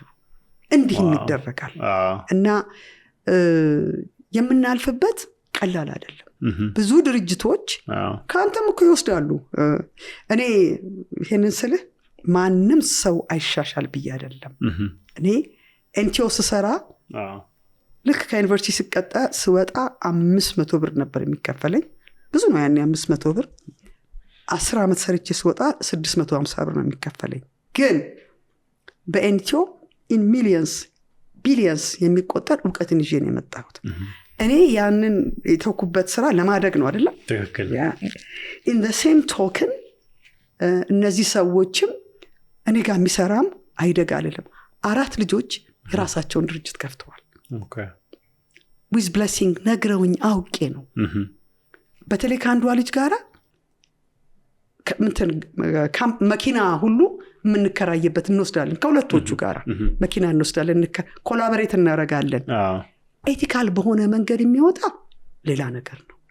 ከአንተ ግን ያንተን እንግዶች ሰርቆ ብዙ ጊዜ እንግዶችም አይቀበሏቸውም። ሳይነግርህ በአንተ ጀርባ የሚደረግ ነገር ግን በፍጹም እግዚአብሔር አይባርክላቸውም። እና ማደግ እንዳለ ሆኖ እንደዚህ አይነት የማጭበርበር ስራዎች ግን በብዛት የሚሰሩ ነው። ይሄ ስራ ከሰራተኛ ብቻ ሳይሆን ከካምፓኒ ኦነሮች የሚደረግ ነው። አኔቲካል በሆነ መንገድ ሰራተኛ ሊወስድ ይችላል፣ ይወስዳልም እንጂ ተጋንጂ ደግሞ አይ ቲንክ ጀማሪዎች ማከር ስለሆንሽ አዲስ የሚመጡ ብዙ የራሱ ዲቨሎፕ የማድረግ ፍላጎት ልምድ እኛ ጋር የለም። ከሌላ ወስዶ ፔስት ኤንድ ኮፒ አይደል? ትክክል። ኮፒ ኤንድ ፔስት። ስለዚህ አሁን እንደዚህ አይነት ነገሮች አሉ። በጣም አንቀሽ መቶት ፈልጋለሽ ወይስ አንዳንዴ ደግሞ ጀስት ሰርቭ መደረግ አለበት ያለሽ? በምን መንገድ በተለያየ መንገድ ሊሞከር ይችላል። በምን መንገድ? ለምሳሌ አሁን ያለውን ነገር ልንገርህ። ቤት ክራይ የሚከፍሉ አሉ። ታክስ እንከፍላለን አይደለም? ሰራተኛ ደሞዝ እንከፍላለን። የተለያዩ ወጪዎች አለብን። እኔ የምሰጠው ዋጋ እነዚህን ያማከለ ነው አይደለም? ኦንላይን ቢሮ የላቸውም፣ ታክስ አይከፍሉም፣ ወጪ የለባቸውም። የሚሰጡት ዋጋ እታች ነው። አሁን እነሱ እንዴት አድርገን ኮንትሮል የምታደርገው? ኮምፒት ማድረግ ማችም ከእንደዚህ አይነት እንትን ጋር የሚልኩት ሰዎች አንዳንድ አሁን ይሄንን የምልህ አንድ ጊዜ እኛ ኮቴሽን ሰጥተን እኔ ኦንላይን ላይ ያገኘሁት ይሄን ዋጋ ስትለን ለማመን አልችልም። እኔ ዋጋ ላይ ሁል ጊዜ 15% እጨምራለሁ። በፊት እንደውም ከማርካፕ ነበረ። በነገር ላይ ኢትዮጵያ በጣም ውድ ሀገር ነች አይደለ? በጣም ውድ ሀገር ነች። ለምንድን ነው? አንደኛ እንግዲህ አሁን የቤንዚኑን ተመልከተው አይደለ? ሁለተኛ የኔ ኮቴሽን 500 ብር ቢሆን 15% ከቶታሉ ነው ማረገው። ኢትዮጵያ በጣም ውድ ሀገር ነች። አሁን ከነ ኬንያ ጋር ስንወዳደር በፋሲሊቲ እነሱ ይበልጡናል በጣም በብዙ ነገር። ግን ዋጋ ላይ ግን እኛ በጣም ውድ ይገርማል። ግን አሁን ቀደም የነገሮች ከከናን ጋር ግብጽ ነበር ለአንድ ስራና $200 የምታድሪው ሆቴል በጣም የሚገርም ሆቴል ነው። የሚገርም ሰርቪስ፣ የሚገርም ሆቴል ነው። ኢትዮጵያ የሆቴሎች ዋጋ ስታዩ በጣም ውድ ነው። ከዛ የተመጣጣነ ነገርም አታገኝም። ሌላ ሰርቪስም ተመሳሳይ ነው። በጣም እንዴ ለምን አልነግርህም? ላሊበላ ቤተክርስቲያኑ ከኮቪድ በፊት $50 ነበር። $50 ስንከፍል በቀኑ ምንዛሬ ነው የምንከፍለው። ለምሳሌ እኔ ከ3 ወር በፊት ገንዘቡን ተቀብዬ ቢሆን የምከፍለው ግን በዛችው ሬት ነው። ይሄ ራሱ ለሆቴልም እንደዛ ነው የምንከፍለው። ይሄ ራሱ ትክክል አይደለም። ኮቴሽን መሆን ያለበት በብር ነው መሆን ያለበት። ትክክል። እኛን ከስራለን እዛ ላይ አሁን ስራ አለ የለም አለ የሚባል ስራ የለም። ከ50 ብር አሁን ላሊበላ $100 አስገብተውታል። ዶላር ማለት ነው። $100 ፐር ፐርሰን ነው። ፐር ፐርሰን በጣም ብዙ ነው። እና ውድ ነው የምለው ለዚህ ነው። ሁሉም የሚነግርህ በየቦታው የምንከፍለው የጋይዶች በነገር ላይ ከዚህ ከአዲስ አበባ ጋይድ እንልካለን። ምክንያቱም ተናጋሪዎቹ ፈረንሳይኛ የሚሆኑ ይችላሉ፣ ስፓኒሽ እዛ ላይ በቦታው ላይ ያንን የሚናገር ላይኖር ይችላል። እዛ የሀገር ውስጥ ጋይዶች መከፈሉ ትክክል ነው። ምክንያቱም መበረታታት አለባቸው። እነሱም በየጊዜው ዕውቀታቸውን ማዳበር አለባቸው። ግን በየቀኑ ነው ዋጋ የሚጨመረው ከምንችለው በላይ። ያንን ሬጉሌት የሚያደርገው ማን ነው? ማንም የለም። ክፈሉ ስንባል መክፈል፣ አንከፍልም ካለን መጎብኘት አይቻለው ነው የሚባለው። እና አንዱ ቻሌንጃችን ሬጉሌት የሚያደርግ ሲስተም አሰራር የለም። ሁሉም የራሱን ዋጋ በሚለን መክፈል ነው። ምክንያቱም ክላይንቶቹን እዛ ስትሄድ ዋጋ ተጨምሮ ታገኛለህ። ቀደም ብሎ እንኳን አነጋግረው ይሄን ነገር ልንጨምር ነው ምን ማድረግ አለባቸው? ይሄንን ለኔ እንደሚመስለኝ በየቦታው ያሉ የሪጅኑ የቱሪዝም ኦፊስ አምብሬላው ግን ቱሪዝም ነው። ይሄ በዛ ሬጉሌት መደረግ አለበት ብዬ እላለሁ። አይ ቲንክ እነዚህ ይሄ ቱሪዝም በቀዘቀዘበት ጊዜ በጣም ያጠናከርሻቸው 2 ቢዝነሶች አሉ። የእርሻ ዘርፍ ላይ ናቸው። የአበባውና የአትክልቱን ስለነሱ እናውራ እስኪ። እንዴት ወደዛ ቢዝነስ ልትገቢ ቻልሽ? ክሬዲቱ ለኔ አይደለም፣ ክሬዲቱ ለባለቤቴ ነው። እነሱ የተቋቋሙት በፈረንጆች አቆጣጠር 2005 እና 2007 ነው። ቆይተዋል። ግን በጣም ያንን መሬት ስንወስደው አምብሬላው ጫንጮ ፍላወር ፒኤልሲ ነው የሚባለው። 30 ሄክታር ወሰድን። እኔ በጣም መሬት ምናምን እንደዛ እንትኑ የለኝም፣ ፓሽኑ የለኝም ለዛና በቃ ባለቤቴ ነው ትሬድ ፌሮች አቋርጦ የአበባ ፌር አቴንድ ያደረገበት አለ። በዛ ራሱ እንዴት ቱሪዝሙን ጥለ ሄድክ ብዙ ነገሮች እንትን ነው። ግን ያን መሬት ስንወስድ ውሃ ነው የሚተኛበት እና ሳሩ እየታጨደ የሚሰጠው ለማን ነው? የባልደራስ ፈረሶች ለነሱ ነው የሚሰጠው። እዛ ማንም ኢንቨስት ማድረግ አይፈልግም። ምክንያቱም ውሃው ወርዶ እዛ ላይ ነው የሚተኛው። ድሬኔጅ የዛን ጊዜ ስናስጠና አይ ቲንክ ወደ 2 ሚሊዮን አሉ። በዛን ጊዜ 2 ሚሊዮን ብር በጣም ብዙ ነው። ይሄ አንዳንድ ሰው የራሱ የጭንቅላት ዕውቀት የሚገርም አይነት ነው። ራሱ ድሬኔጁን ሰራው። የካቶ መቆፈሪያው መጣ። ያንን ድሬኔጅ በዛ በፀሐይ እየተንቃቃ ድሬኔጁን ፈጠረ። ድልድይ ባልሳሳት 4-5 ድልድዮች እዛ ተሰሩ። ውሃው መፍሰስ ጀመረ። ቀጥ ብሎ ቀረ። ከዛ የጫንጮ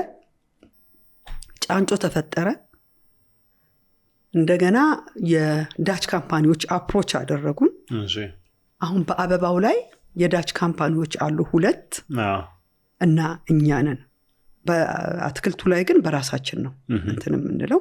አብረን ኮላቦሬት እናደርጋለን። ቬጁ ፍሩ እና አቶ ጸጋዬ አቶ ኢሳያስን ጋራ ከነሱ ጋር በነሱ አሲስታንት እየሰራን ነው ፍራፍሬውን ማን አትክልቱን። እዚህ አበባው ላይ እንዳልኩት ወደ 488 ሰራተኞች አሉ። 88% ሴቶች ናቸው፣ በጣም ወጣት ሴቶች። ሳሞር ፍላወር ይባላል። ሳሞር ፍላወር SA ሳምራዊት ለሚለው ይቆማል። MO ማቲው ነው የሚባለው። M ስታንድ ፎር ማቲው፣ R ሮናልድ የኛን ኢኒሻል የያዘ ስም ነው።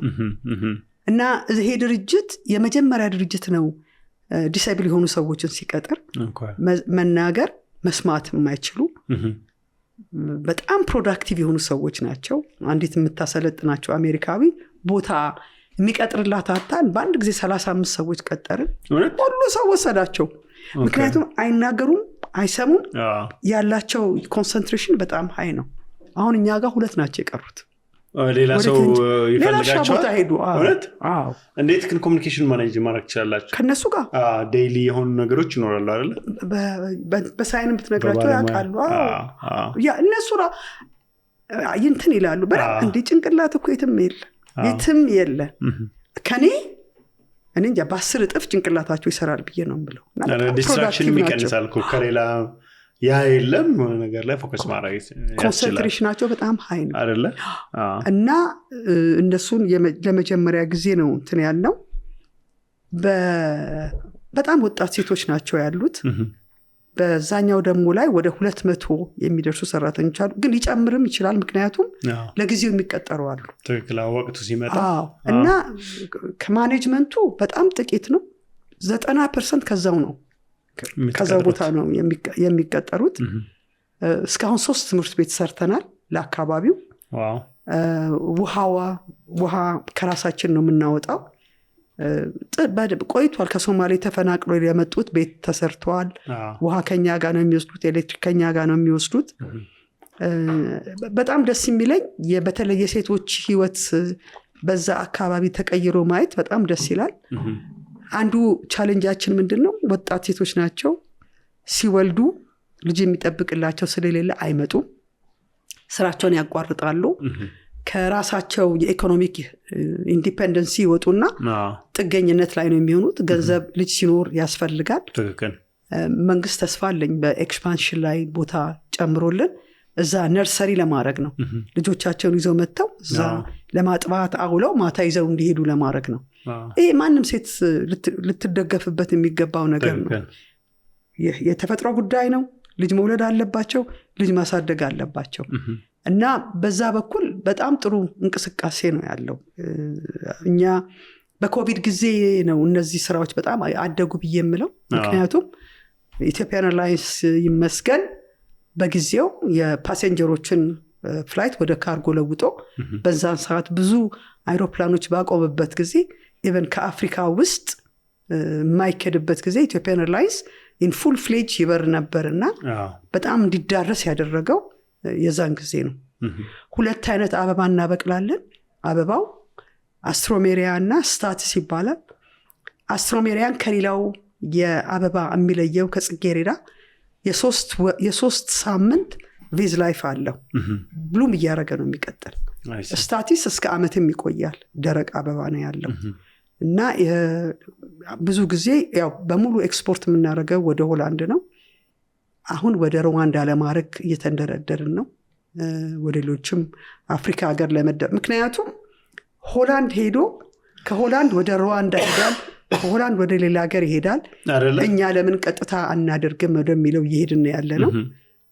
በተጨማሪ የፍራፍሬውን በተመለከተ ማንጁት እና ስኖፒስ የሚባል እኛ ሀገር ብዙ አይታወቅም። አተሩ ማቹር ማድረግ የለበትም እና ያንን ደግሞ እሱንም ወደ ሆላንድ ነው የምንልከው። ግን በተጨማሪ አብረን የምናበቅላቸው የካሮት፣ አበባ ጎመን፣ ብሮኮሊ፣ ሌሎች የጥቅል ጎመን፣ የተለያዩ ነገሮችን እናበቅላለን። እነሱ ስለ ሀገር ውስጥ ገበያ የሚውሉ ናቸው። ለሀገር ውስጥ ገበያ እሱ እናውላለን። ለሆቴሎች ነው ወይስ በጅምላ ታስረክባላችሁ? በጅምላ ነው የምንሰጠው። ለሰራተኛው እንሰጣለን፣ በጅምላ እንሰጣለን።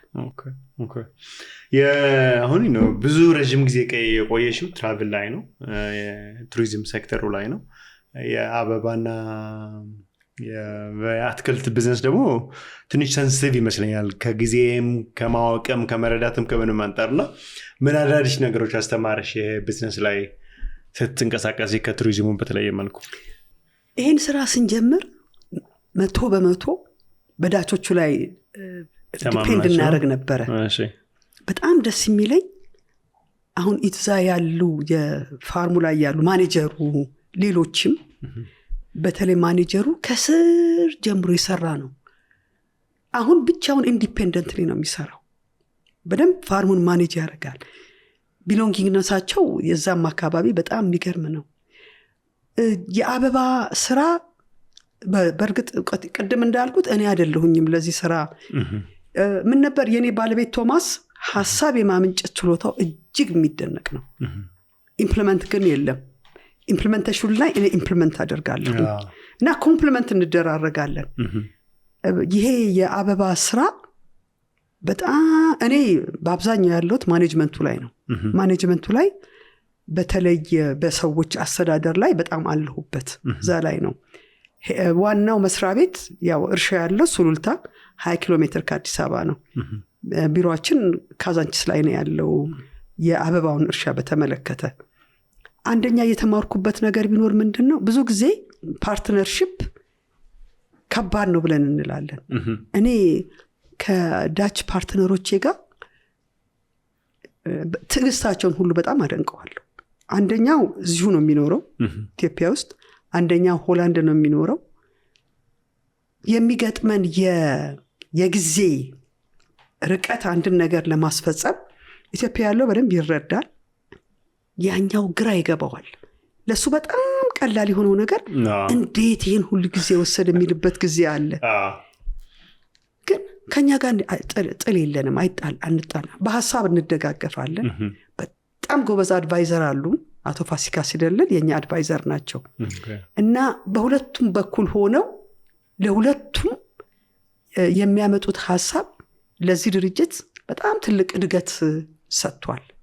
እና በኔ በኩል ያየሁት የአበባው አስተዳደርንም ብሰራ የተለየ አይነት ነው።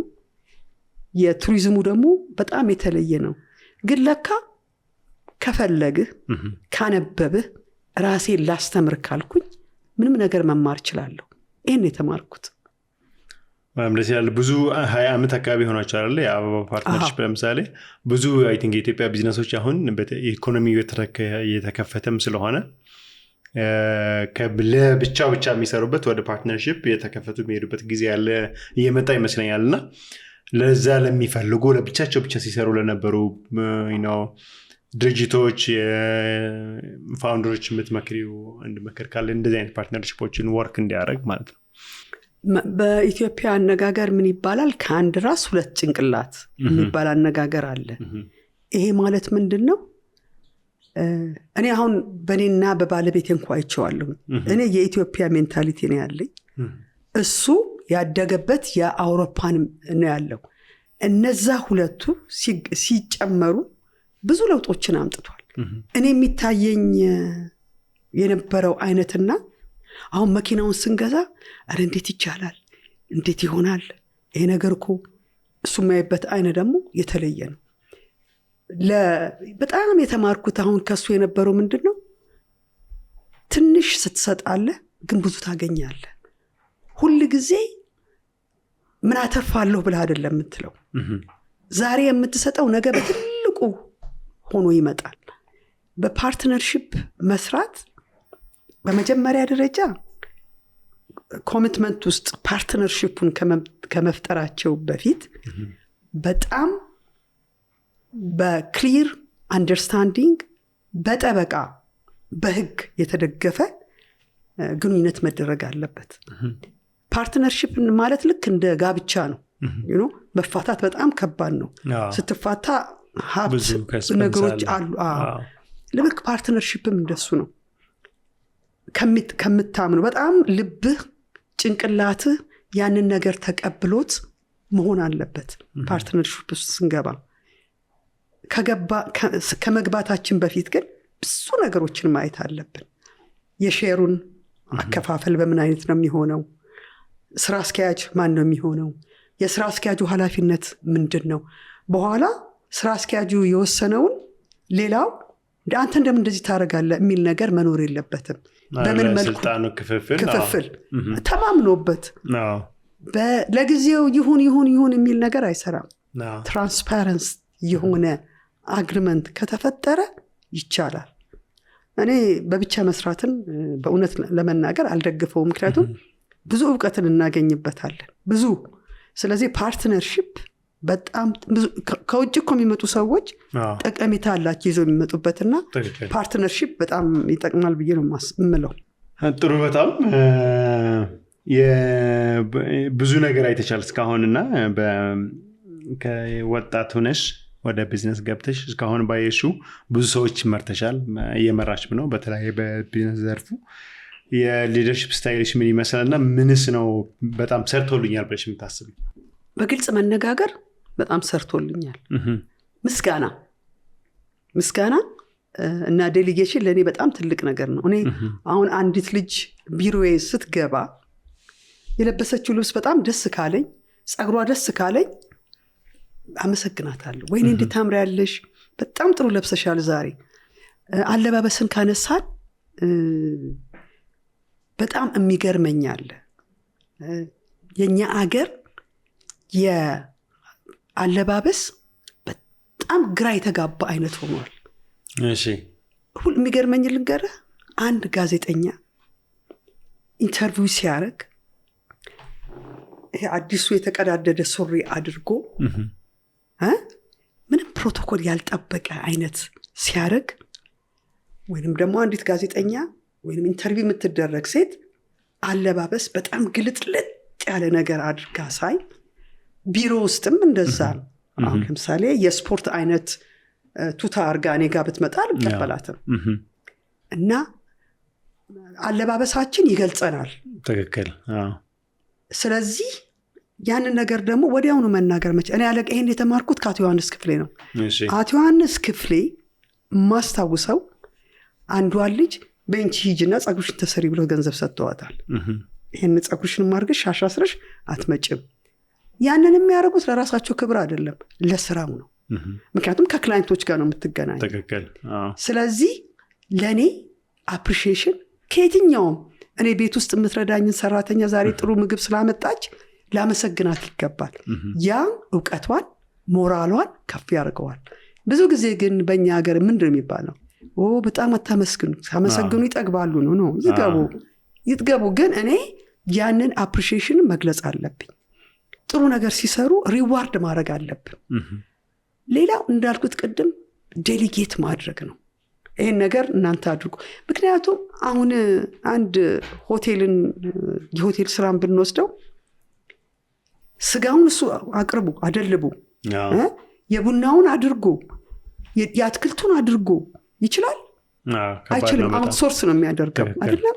ልክ እንደዛው ሁሉ እኔም ሁለት እጅ ነው ያለኝ፣ አንድ ጭንቅላት ነው ያለኝ። ሁሉን ነገር እኔ ላደርግ ብዬ ካልኩኝ ሊሆን እምነት የለኝም ማለት ነው። እንዳልኩ በጣም ደስ የሚለኝ እኔ ኖርክ አልኖርክ ስራው በትክክል ይሰራል። ያ ለኔ አንድ ደረጃን ከፍ እንዳልን ነው የሚያሳየኝ። እና ማስታውሰው ዓመተ ምሕረቱ ጠፋኝ። አንድ ጊዜ አሽ በዓለም ላይ ነበረና አንድ ትሪፕ ሄጄ መምጣት አልቻልኩኝም። እዛው ቆየሁኝ፣ ከተባለው ጊዜ ቆየሁኝ። ያኔ ነው በጣም ሪያላይዝ ያደረኩት፣ እኔ እኮ ብኖር ባልኖር እየሰራው እየተሰራ ነው። ከዛ ልጆቹን በሙሉ ጠራኋቸው፣ ጋብዤ አመሰገንኳቸው።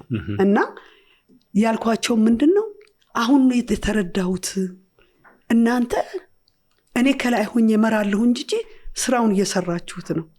ስለዚህ ከዛ በኋላ በመሐከሉ ተውኩት እንጂ ሐሙስ ቢሮ አልገባም ነበር፣ አልገባም። በመሐከሉ ደግሞ ነገሩ ተቀየሩ እና ዴሊጌሽን በጣም አስፈላጊ ነው እላለሁ። በምን መልኩ ነው የምታደርገው ዴሊጌሽን? ብዙ ሰው ይፈልጋል፣ የሚቸገረው ፕራክቲስ አድርጎ ወይም ከሌላ የሚማረውም ሰው የለው፣ የሚቸገር ይመስለኛል። በገንዘብ መጠን ነው፣ በአፕሩቫል ከሆነ ወይ በስራ አይነት ነው። ይሄ ከላይ ወስኖ ዴሊጌሽንን እንዴት ነው ፕራክቲስ የምታደርገው? ኖ የገንዘብ ጉዳይ አይደለም የገንዘብ ጉዳይ ብቻ አይደለም ነገር ግን አሁን ለምሳሌ እኛ ጋር ይችል ቅድም ያልኩ ልጅ ወደ አይ ቲንክ 30 ይሁን 20 ሰው ይዛ ትሄዳለች እሷ ነች መሪዋ የቡድኗ መሪ እሺ እና መኪና ጨምረን ያኔ በጣም ብዙ ስራዎች ይሰሩ ስለነበረ አንዱ መኪና ብቻ የኛ ነው ሌላው ሌላ ቦታ ሄዷል ስለዚህ መኪና ተከራየን እና ጠራኋቸው እነዛ ሾፌሮቹ እሷ ባለችበት ነው እና ምን አልኳቸው ለዚህ ትሪፕ አለቃችሁ እሷ ነች እሷ የምትላችሁን በሙሉ መስማት አለባችሁ ሴት በመሆኗ ምንም አይነት ያለ መቀበልን አንቀበልም ካላችሁ ዛሬ ሁኑ ንገሩኝ መኪናውን ቀይራለሁ እና አንዱን ጠየቅኳቸው ይሄን ነገር ለመቀበል ዝግጁ ናችሁ አዎ ዝግጁ ነን በሷ ስር ነው የምትሄዱት መኪና አቁም ስትላችሁ ታቆማላችሁ መኪናውን በየቦታው ይዛችሁ አትሄዱም የምታስቆም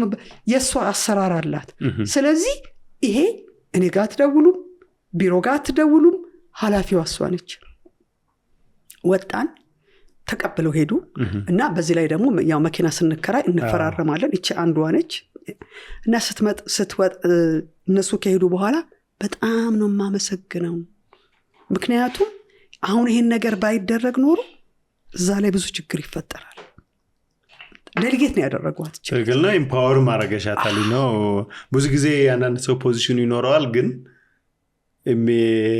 እዛ የተዘለለ ባለቤቱ ጋር የሄደ ብዙ ሰው አንደርማይን ሊደረግ ይችላል ያንን ፖዚሽን ላይ ትክክል አሁን ብዙ ሆቴሎች ላይ እኔ በነገር ላይ ቢሮስ ቤቶ እዚህ ትራቭል ኢትዮጵያ ውስጥ አንድ ዘመድ የሚባል የለም ዘመድ የሚባል የለም አልቀጥርም ለምን ጎበዝ ሆኖ ዘመድ ከሆነ ችግር አለ አንዳንድ ጊዜ ምን አለ መሰለ ዘመድ በመሆኑ ፕሪቪሌጅ ነው ብሎ ሊያስብ ይችላል በዚህ ላይ ትጣላለህ አሁን እንደ ልብህ መናገር አትችልም ስለዚህ እሱን አላምንበትም በሌላ በኩል ልታረግ የምትችለውን ታረጋለህ እና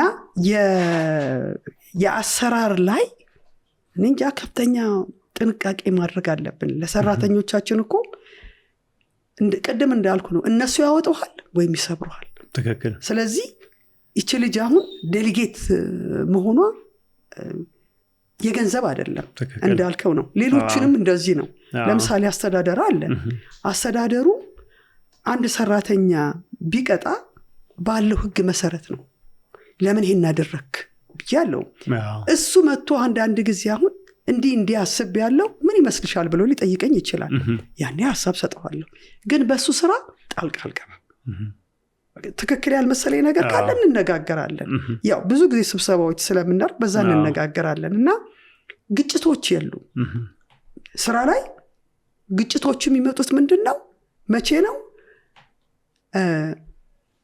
ትክክለኛ ዳይሬክሽን ሳትሰጥ ስትቀር አሁን ቀደም የሆቴሎች ችግር ብዙ ጊዜ የማየው ሆቴል ኦነሩ ልጁን ስራ አስኪያጅ ያደርገዋል ወይንም ደግሞ ልጁ ይገባበታል ስራ አስኪያጁ አለ ስራ አስኪያጁ ፕሮፌሽናል ነው መጥቶ ልጁ ይሄን ነገር ፈልጋለሁ ስጠኝ ይለዋል ማኔጀሩ አይቻልም ነው የሚለው አይደለም እንዴ ያኔ ይፈጠራል ችግር ይፈጠራል ፕሮፌሽንና ያ ፕሮፌሽናል ያልሆነው ሰው የሚግባቡበት መንገድ የለም ብዙ ችግር ያለው አሁን ለምሳሌ ዘመድን ስራ ውስጥ ስታስገባ የሚፈጠር ነገር ነው ስለዚህ ፕሮፌሽኑ ሌላ ነው ዝምድናው ሌላ ነው እና ሰራተኛህን ደግሞ እምነት እኮ በጣም ከባድ ነገር ነው እምነት ስትሰጥ በቃ ደግሞ እኔ እርግጠኛ ነኝ በመሰጣቸው ነገር ዴሊቨር እንደሚያደርጉ እንትን ነው እናደርጋለን እኛ አሁን ለምሳሌ በዚህ ጊዜ ጎል ሴት እናደርጋለን አሳይመንት ስትሰጥ በዚህ ጊዜ ይደረጋል ይሄ ለምን አልተደረገም ብለህ በኋላ ትጠይቃል ያቺ ስለምትፈራ ያችን ፉልፊል ያደርጓታል እና ልክነሽ ደግሞ ድርጅቱን ይዞ አብሮ ከሚወርድ ቤተሰብ በጎን መርዳት ይሻላል በገንዘብ ማገዝ እንዲጀምር ኑሮ እንዲያሻሽል እንጂ ለቤተሰብ ለማገዝ ተብሎ ቢቀጠር ለሁሉም ማገዣ ምክንያት የነበረው ድርጅትም ያው ሊፈርስ ይችላል ጥሩ በጣም ብዙ ቻሌንጆች አም ሹር ቅድም ኢንሹራንስ ላይ ከዛ በፊት አንድ ነገር ልጠይቅሽ አክቹዋሊ በተለይ አሁን ሞር ሴንሲቲቭ ነው ብዬ አስባለሁ ሶ ትራንስፖርት ቢዝነስ ላይ አለ እና አንዱ የት ይሄዱ መኪኖች የት አይሄዱ የሚለውን ሞኒተር ማድረግ ባለሙያ ካልደገፈው ያስቸግራል እና ሞር ሳስበው ለእናንተ ለዚህ ዘርፍ ላይ ላለ ደግሞ ሴኩሪቲ ሞኒተር ማድረግ ያለባቸው ይመስለኛል የት ላይ እንሄድ በምን ፕሮቴክሽን በምን እንደዚህና ድርጅቶቹ ለማየት ሞክሬ ነበር እዚህ ያሉት ትላልቅ ድርጅቶች ኢንተርናሽናል ድርጅቶች ድሮ ሴኩሪቲ ላይ የነበሩ ሰዎች ይቀጥራሉ ኔትወርክ የሚዘረጉ ድርጅቶች ሲሆኑ ወይም እንደዚህ ሲሆኑ በኤክስፕሎሬሽን ላይ ማይኒንግ ላይ ምናምን ያሉት ዩዝ ድሮ ሚሊተሪ ላይ እንደዚህ ሴኩሪቲ ኦፊስ ላይ የነበሩ ሰዎች ሴኩሪቲውን ሞኒተር ለማድረግ ይጠቀማሉ እናንተ ምን መንገዶች ትጠቀማላችሁ እንቅስቃሴውን ለመወሰን ማለት ነው በጣም ዘመናዊ ያልሆነ ሲስተም ነው የምንጠቀመው አርባ ምንጭ ደውላለሁ እንዴት ነው አርባ ምንጭ እንደዚህ ሰዎችን ልልክ ነበር አይ ላኩ ምን ችግር አለ ይላል አሁን በቅርቡ ብሉ ናይል ጎርጅ ጥያቄ መጣ እና እኛም እዛው ያሉ የኛው ሰዎች ኔትወርክ አላቸው ደውለው ጠየቁ እስከ ደብረ ሊባኖስ ትችላላችሁ ከዛ በኋላ ግን አትላከዋለሁ ካንስል አደረግነው በመጠየቅ ነው ይሄን በማድረግ ነው ስለዚህ እቺ ቀላል ስራ አይደለችም ይሄን ካነሳልኝ አብሬ ማንሳት የምፈልገው ኢንሹራንስ አሁን ኢንሹራንስ ብዙዎቹ ለምንድን ነው የማይመጡት ብለን ስንል የኢትዮጵያን ማፕ ስንመለከት ኦልሞስት አብዛኛው ቀይ ነው ኢንሹራንሶቻቸው አይከፍልላቸውም ስለዚህ መምጣት አይፈልጉም አሁን እኛ መኪኖቹ ኢንሹራንስ አላቸው ግን ኢንሹራንሱን ስንመለከተው አሁን በጣም ጨምሯል አሁን ካለው ሴኩሪቲ የምንከፍለው ኢንሹራንስ እጅግ በጣም ከፍተኛ ነው እና እኛ ጋር ያሉ ብዙ ኢንሹራንስ ካምፓኒ አለ አይደል እኛ ጋር ነገር ግን ሊያቢሊቲ ኢንሹራንስ ማንም እንደማይሰጥ ታውቃለህ እኔ ከኬንያ ወይ ከታንዛኒያ ነው የምገዛው በዶላር እንጂ እዚህ መግዛታችን የለም ለምንድን ነው እንደዛ ሆኖ ሎቢ ብዙ አፕሮች አድርገናል በቅርቡም ያደረግነው አለ እስካሁን የመጣ ነገር የለም እና ግን እነ ኬንያኖች ከሰሩ እኛ ምን እንደሚያቀተና አይገባኝም የምገዛው ኢንሹራንሱን ግን ከታንዛኒያ ወይንም ከኬንያ ነው የሚገርም ነው እንግዲህ እኛ ኢንሹራንሶች በጣም ሴፍ በጣም ሴኩርድ ጋራንቲድ የሆነ ነገር ብቻ የሚፈልጉ ይመስለኛል ከዚህ በፊት የሆነ አንድ ዴይሊ ሙቭ የምናደርገው ስሞል ፓኬጅ ነበረ ግን የእቃው ቫልዩ በጣም ከፍተኛ ነው ስለዚህ ኢንሹር ማድረግ ይፈልጋል እና የሰጡን ዋጋ ማለት እኛ እንኳን ለሱን ቻርጅ አናረግም ትንሽ ነው በጣም ብዙ ነው እንጂ ብዙ ነው እኛ እንኳን ቶታል የትራንስፖርቴሽን ኮስት እንኳን እሱ አይሆንም እኛ ኢንተርናሊ ኢንሹር አረግ ነው ይሻል ነበረ ግን ኦቨርኦል ምታያቸው ወይም ማይሆን ዋጋ ታገኛለሽ ወይም ደግሞ የለንም ተብሎ እንትን ይደረጋል እንግዲህ ኢንሹራንሶቹ ይመልሱልን አይደለ ለነሱ ተዋለሁ አዎ እሺ በሌላ በኩል ከዚህ ጋር በተያያዘ ልነግርም ፈልገው መኪኖቻችን አሁን ለምሳሌ ብዙ ነገሮች ያጋጥሙናል አሁን ትንሽ እየተሻሻለ መጣ ልጆች ሲሄድ በመኪና ሲሄዱ ልጆች ይወረውራሉ ድንጋይ መስዋዕቱ ቢንድሽልዱ ይሰበራል ወላጅ ደግሞ ወስዶ ይደብቃቸዋል እነዛን እንደዛ ሁሉ ኢትዮጵያን አነዳር ታውቀዋል አይደለም እንዴ ሞተር ቢስክሌት አለ የኛ ጥፋት ሳይሆን አደጋ ይደርስና ክላይንቶች በቃ ከአዲስ አበባ ነው መኪና መላክ ያለብን ምክንያቱም እኔ አንድ ወር የታሰረ ሾፌር ነበረኝ ምንም ባላጠፋው ጥፋት እነዛ ነገሮች ከኛ ስራ ጋር የሚሄዱ አይደሉም እንዴት ይደረጋል እንዴት ይሻሻላል እንግዲህ ለሚመለከተው ተዋለ ሌላ ምነግርህ ከሁለት ዓመት በፊት ሂስቶሪክ ሩት ባልና ሚስቶች ናቸው ሂስቶሪክ ሩትን ላሊቤን በጣም ተደስተው ጎብኝተው ወደ ሳውዝ ሄዱ እና ወደ እኔ ጠዋት አናግሬያቸዋለሁኝ እነሱን ጠዋት ተነስተው 2:30 ላይ ጠዋት ወደ ቱርሚ ሲሄዱ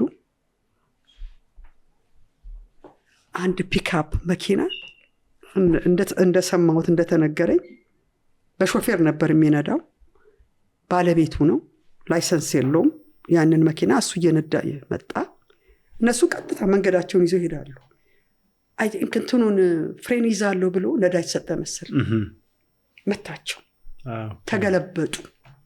ተገለበጡ። እግዚአብሔር ሲያወጣቸው ከኋላ መኪናው ነዳጅ ይዞ ነበረ። ምንም አልሆነም። በጣም የሚያሳዝን አይነት አገለባበት። ተገለበጡ። ሾፌሮቹ ምንም አልሆኑ። እኛ ሁል ጊዜ እነግራለን። አንዳንድ ጊዜ ሲመጡ ይረሱታል ይመስለኛል፣ አላውቅም። ሁለቱ ሾፌሮች ከፊት ጋይዶ አለ፣ ሾፌሩ አለ። ያውም የተመታው በሾፌሩ በኩል ነው። ሲት ቤልት ታስረዋል፣ ደህና ናቸው። እንግዶቹ በሾፌሩ በኩል ያለችው ሴት ተወርውራ በመኪና ወጣች። እርዳታ አላገኘችም።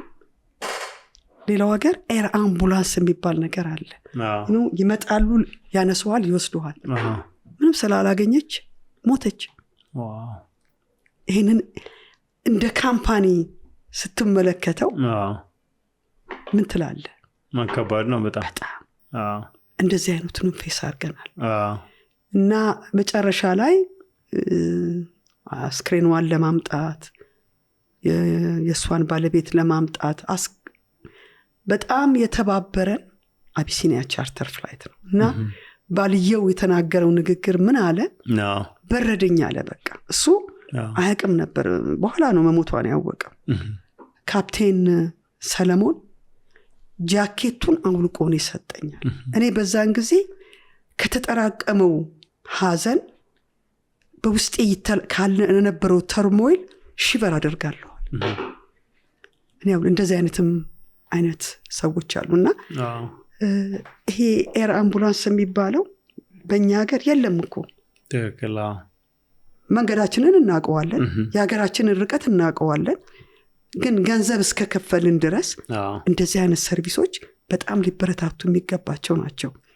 አነዳዱ የኢትዮጵያ አነዳድ አሁን እንጃ አዲስ አበባ በለው ይሄ ሰውዬ እኮ አሁን እሱም ሞተ፣ ባለቤቱም ሞተ። በጣም የሚገርም አደጋ። በቃ ከኋላ ሲመታቸው በስፒድ ቤንዚን ሰጥቶ ተገለበጡ። እና የነዚህ አይነት ሰርቪሶች ወደፊት ከምናስበው ቱሪዝም ጋር አብሮ ማድረግ ያለበት ነገር ነው። በጣም ከባድ ስራ ነው። ብዙ ነገር ነው የምታየው። በጣም ሌላኛው ያው በዚህ ሁሉ ጊዜ ውስጥ ስትሄጂ ቢዝነስ ከመጀመራችን በፊት ስለ ገንዘብ አያያዝ ያለን እውቀት ብዙ አይደለም። ቢዝነስ ላይ ከጀመረ በኋላ ነው ብዙ ሰው እንደ ኢንተርፕረነር ገንዘብ እንዴት ነው የሚይዘው፣ የት ባረገው ነው የሚለውንና ብዙ የምትማሪው ስለ ገንዘብ አያያዝ በድርጅት ውስጥም በግልሽም ምን ተማርሽ እስካሁን ባለሽ? እና መምከር ብትቺ አሁን ገንዘብ አያያዝ ለማይችል ሰው ምን ትመክሪዋለሽ? ገንዘብ አያያዝ የመቻልና ያለመቻል ሳይሆን ማንኛውም ሰው ወደ ቢዝነስ ውስጥ ከመግባቱ በፊት የአካውንቲንግ ኖሌጅ ሊኖረው ይገባል። ቤዚክ የሆነ እውቀት ያስፈልጋል። አካውንቲንግ ምንድን ነው የሚለውን ነገር እኔ ያንን ሳሊዝ ነው የገባሁት። ቀላል አልነበረም። ሁሉ ጊዜ ያው እንደው በጣም እግዚአብሔር ወደኝ ጥሩ ሰዎች ስለገጠመኝ ነው እንጂ አካውንታንት የአንድ ካምፓኒ ጀርባ አጥንት ናቸው። በነገራችን ላይ በቅርቡ የአዊብ በየጊዜው በየሳምንቱ ቅዳሜ ትሬኒንግ ይሰጣሉ። አሁን አዲስ የጀመሩት ትሬኒንግ ይሄ ነው። እና ከዚህ ሁሉ አመት በኋላ የተማርኩት ነገርም ቢኖር ያንን ኮርስ የመውሰድ ግዴታ እንዳለብኝ ተምሬያለሁ። እንግዲህ ታስታውስ እንደሆነ ረኑም እንደዚህ አይነቱ የአካውንቲንግ እውቀት፣ ምክንያቱም የፋይናንሻል ማኔጀሮቻችን የሚሰሩት ማወቅ ከኛ ይጠበቃልና በደንበኛ የአካውንቲንግ እውቀት ሳይኖረን ቢዝነስ አንጀምር ወይንም አብረን እናስኪዶላለሁ። አሁንም ጠይቅሽ በአንድ ደቂቃ የሚመለሱ ጥያቄዎች ናቸው። ብዙ አመት ቢዝነስ ላይ ቆይተሻል። አንድ ቀን በጣም ደስተኛ የሆንሽበት ቀን መረጭ ብትባል በቢዝነስ ጉዞ ውስጥ ያ ቀን መች ነበረ? ምክንያቱስ ምን ነበረ? እነዛ 30 አሜሪካኖች ሲመጡ ፕሮግራሙን ሲሰጠን ሳየው ገና ስራ መግባታችን ነው። ደስ ቢለኝም ጭንቀት ነበር። ይህን ነገር ደሊቨር ማድረግ እንችላለን? ምክንያቱም በጣም እያስጠነቀቀኝ ነው ያለው። ኤግዛጀሬት ሳረግ አይደለም። የሄዱ ለታ የመጨረሻ መሬቷን የሳምኩት በደስታ ዛት ወዝ በቱሪዝም ስራዬ ላይ እጅግ በጣም የተደሰትኩበት ቀን ቢኖር ያ ቀን ነው። ምክንያቱም የሚጠበቅብንን ፉልፊል አድርገናል። ጥሩ በጣም እንደ ሊደር አሁን ያወቅሽው በ30 ዓመት ስራ ሄደሽ ቢዝነስ ላይ ያወቅሽው ስጀምር አካባቢ ባቆም የምትይው አንድ ነገር ቢኖር ያ ምንድን ነው? ይሄ በህይወትም ላይ ነው። እኔ አሁን አንድ ነገር ሐሳብ አመጣና ያንን ሐሳብ በተለይ ከባለቤቴም ጋር ነው ያንን ሐሳብ ሰው እስካልተቀበለኝ ድረስ ያንን ሐሳብ እንዲቀበሉኝ ብዙ ክርክር ውስጥ ገባለሁ። እሺ ይህንን ደግሞ ሳደርገው እንዴት ነው ፎርስፉል ነው። ኢንቶኔሽንም ጥሩ አይደለም፣ በንዴትም ነው የተማርኩት። ነገር ግን ለካ አይቻልምም ብለህ ስትናገር በጣም በረጋ መንፈስ ድምፅህን በማለስለስ ኢንቶኔሽንህን አርግበህ ስትናገር የሚያዳምጥ ሰው አለ። ያንን የተረዳሁት በጣም አሪፍ ነገር ነው። ብዙ ሰው የሚያስቸግረው ይመስለኛል። አሰርቲቭ መሆንና አግሬሲቭ መሆን መለያየት ከባድ ነገር ነው። በጣም አሪፍ። ስለ ኢትዮጵያ የኢንዱስትሪ ሴክተር አንድ ሚስኮንሰፕሽን አለ ብትዩ ያ ሚስኮንሰፕሽን ምንድን ነው? በቱሪዝሙ አላሳውቅናት የሚችን ሀገር በቃ እናሳውቃት፣ ኢትዮጵያን እናሳውቃት። በወሬ እያወራን ብቻ ሳይሆን በተግባር እናሳውቃት። ይሄንን ደግሞ የብዙ ሰው ጭንቅላት አሰባስበን በምናገኘው ቱሪዝም ካውንስል የሚባል ነበረ። ቱሪዝም ካውንስል አሁን የለም። ቱሪዝም ካውንስልን እናቋቁም። በጣም የተጠናከረ የቱር ኦፕሬተር አሶሲዬሽን አለ። እንተባበርና ከዛ ጋራ ኢትዮጵያ ልናሳውቅ የምንሞክርበት ብዙ መንገድ አለ። ብዙ እኔ አሁን ቀደም በአድቨርቲዝመንት ደረጃ ቱር ኦፕሬተር በጣም እንተባበራለን። ከምናገኘው የቱሪስት ቁጥር የምናዋጣው ዶላር በየጊዜው ኖሮ ትንሽ ሊሆን ይችላል፣ ግን እያደገ የሚመጣ ነገር ስለሆነ በፕሮሞሽን ደረጃ የቱር ኦፕሬተሩ ለመተባበር በጣም ፈቃደኛ ነው። ጥሩ በጣም ለስኬት ያለሽ ትርጉም ድሮ ስትጀምሪና አሁን ብዙ ጊዜ አይተሽ ከሄድሽው በኋላ ተቀይሯል ምንድን ነው? እንዴ ኦፍኮርስ ይቀየራል፣ ምንም ጥርጣሬ የለውም። ስጀምር የነበረ አስተሳሰብ እና አሁን በጣም የተለየ ነው። አንድ ሰው የፈለገውን መሆን ይችላል፣ ፓሽኑ። በዚህ ላይ ደግሞ ብርጭቋችን አይሙላ፣ ለመማር ለማወቅ በተለይ ጊዜው አሁን በጣም የተመቻቸ ነው እና እኔ ቱሪዝምን ይሄን አመት ሰርቻለሁ ብዬ አልኩራራም። ምክንያቱም አሁንም እየተማርኩኝ ነው። መማር ያለብኝ ነገር አለ ብዬ ገምታለሁ ከጊዜው ጋራ። ስለዚህ ራሳችንን በትምህርት ማሳደግ አለብን ብዬ እላለሁ። በየጊዜው ትምህርት የማያልቅ ነገር ነው። አንድ ያንቺ አቋም ወይም እምነት አጠገብሽ ያሉ ብዙ ሰዎች ግን የማይስማሙበት አንድ ነገር ጥቀሽ ብትባይ? ፊት ለፊት መናገር ኢትዮጵያ ውስጥ ያስበላል ወይም እንደዚህ ነው ይባላል። በቃ ፊት ለፊት ኧረ እንደሱ አይባልም፣ ኧረ እንደዛ አይባልም። እኛ እያወጣን ብዙ ነገሮችን ፊት ለፊት የምንነጋገር ቢሆን እድገታችንም የዛን ያህል በጨመረ ነበረ። ስለዚህ ትልቁ ከኔ ጋር ሰው የማይስማማው ካልመሰለኝ ፊት ለፊት ነው የምነግርህ። ያ ተቀባይነት የለውም። ግን እስካሁን ባየሽ ጠቅሞሻል? ጎርተሻል? በጣም ጠቅሞኛል አይደለ? ከጭንቅላቴ ጋር መኖር ይችላሉ። ትክክል። ያንን ያንቺ የእሹ የተቀየሩ ሰዎች ይኖራሉ። ያን ፕሌይግራውንድ ያንን ኤንቫይሮንመንት እንዳለ ሲያውቁ አጠገብሽ ያሉ ሰዎችም የተወሰነ እንትን ይኖራቸዋል። አጀስት የሚያደርጉበት ሞር ኦፕን የሚሆኑበት በደንብ አይደለ? በቅርቡ ልንገርህ፣ የኔ ከአንድ ድርጅት ጋር የምንሰራው ስራ አለና ፔይመንት በተመለከተ ምን አለኝ፣ አንቺ ችላ እያልሽ ነው አለኝ። ችላቴ ያለሽ እነሱን ገንዘብ ለመጠየቅ ይቻሩ ነው የሚለኝ። ችላቴ ያለሽ ለመጠየቅ ገንዘቡን አለኝ። ሰማሁት፣ ዝም አልኩትና ሌላ ቀን ከፋይናንሱ ሶስታችን ሆነ እኔ ችላ አልልም፣ ግን ያንተ ስታይልና የኔ ስታይል በጣም ይለያያል። ምክንያቱም እኔ ሰዎችን ለክፍያ በማስጨነቅ ይሄን አንጡ ብዬ አልልም። ራሱ አለማስጨነቄ እነሱን እንዲከፍሉ ነው የሚያደርጋቸው። ለምን እጣላለሁ? in many ways they did us a favor። ስለዚህ ይኸውልህ እንደዚህ ነው ብዬ ለሱ ነገርኩት። የተቀበለኝ ይመስለኛል። ኤክሰለንት። የመጨረሻ ከምጠይቅ በፊት ማንሳት የምትፈልጊው ነገር ካለ? አይ ብዙ ነገሮችን አንስተናል። ይህን እድል ስለሰጣችሁን በኢትዮጵያ ደግሞ እንደዚህ አይነት የፖድካስት ሚዲያ መኖሩ የብዙ ሰዎችን ሀሳብ የመቀበል የማንሸራሸር ሊደርስ የሚችልበት ይደርሳል ብዬ አምናለሁ። የደረሰም ይመስለኛል እና ስለጋበዛችሁኝ እያመሰገንኩኝ አሁንም በድጋሚ የምጠይቀው ኢትዮጵያን በጣም ከፍተኛ ቦታ ልናደርስ እንችላለን። ክቡር ጠቅላይ ሚኒስተር እባክዎን ጊዜ ስጡንና የአስጎብኝ ድርጅቶችን አነጋግሩን ነው የምለው። ጥሩ። በጣም በዚህኛው አሁን የመጨረሻ መጠይቅሽ የህይወት ጥያቄ ነው። እስካሁን ስለ ቢዝነስ አውርተናል። ያው ትንሽ የህይወት ቅልቅልም ቢኖረው እስካሁን በምድር ላይ በኖርሽው እድሜ ስለ ህይወት የተማርሽው አንድ የላይፍ ውዝደም ወይም የህይወት ጥበብ ሼር አድርጊ ብትባይ ያ የላይፍ ውዝደም ምንድን ነው? እኔ ድሮ እምሞት አይመስለኝም ነበር ድሮ እሺ። እና ብዙ ቀብርም ምናምንም አልሄድም ነበር። አሁን መሄድ ሲጀምር ምናምን መሞት እንዳለ ተረዳው። በተለይ ባለቤቴ፣ እናቴ፣ ወንድሜ ሲሞቱ ሳይ ብዙ ነገር አላቸው፣ ምንም ነገር ይዘው አልሄዱም። በእርግጥ በህይወት ዘመናቸው ደግሞ ብዙ ትልልቅ ሌጋሲዎችን አሳልፈዋል። የምናገረው በህይወት ዘመናችን አንድ ሌጋሲን ትቶ መሄድ፣ ሁለተኛ ግን ለራሳችን ጊዜ ሰተን ለራሳችን ሆነን ሀብታችንን ተጠቅመንበት እንለፍ ነው የምለው። በጣም ጥሩ ሳምራዊት። በጣም ብዙ መልእክት ብዙ ስቶሪዎችን ያወራ ነው። በጣም ነው የምናመሰግነው። አሁን ያሰብሻቸው ስራዎች ሞር እንዲሳኩልሽ በመንግስት የምታስባቸው ኤንጌጅመንቶች ደግሞ ሆነውላችሁ ዘርፉ እንዲጠነክር ተስፋ እናደርጋለን። በሆነ ጊዜ ደግሞ አድጎ ዘርፉ የምናወራበት ጊዜ ስጠ ነው የምንለው። በጣም ነው የማመሰግነው። እግዚአብሔር ይስጥልኝ።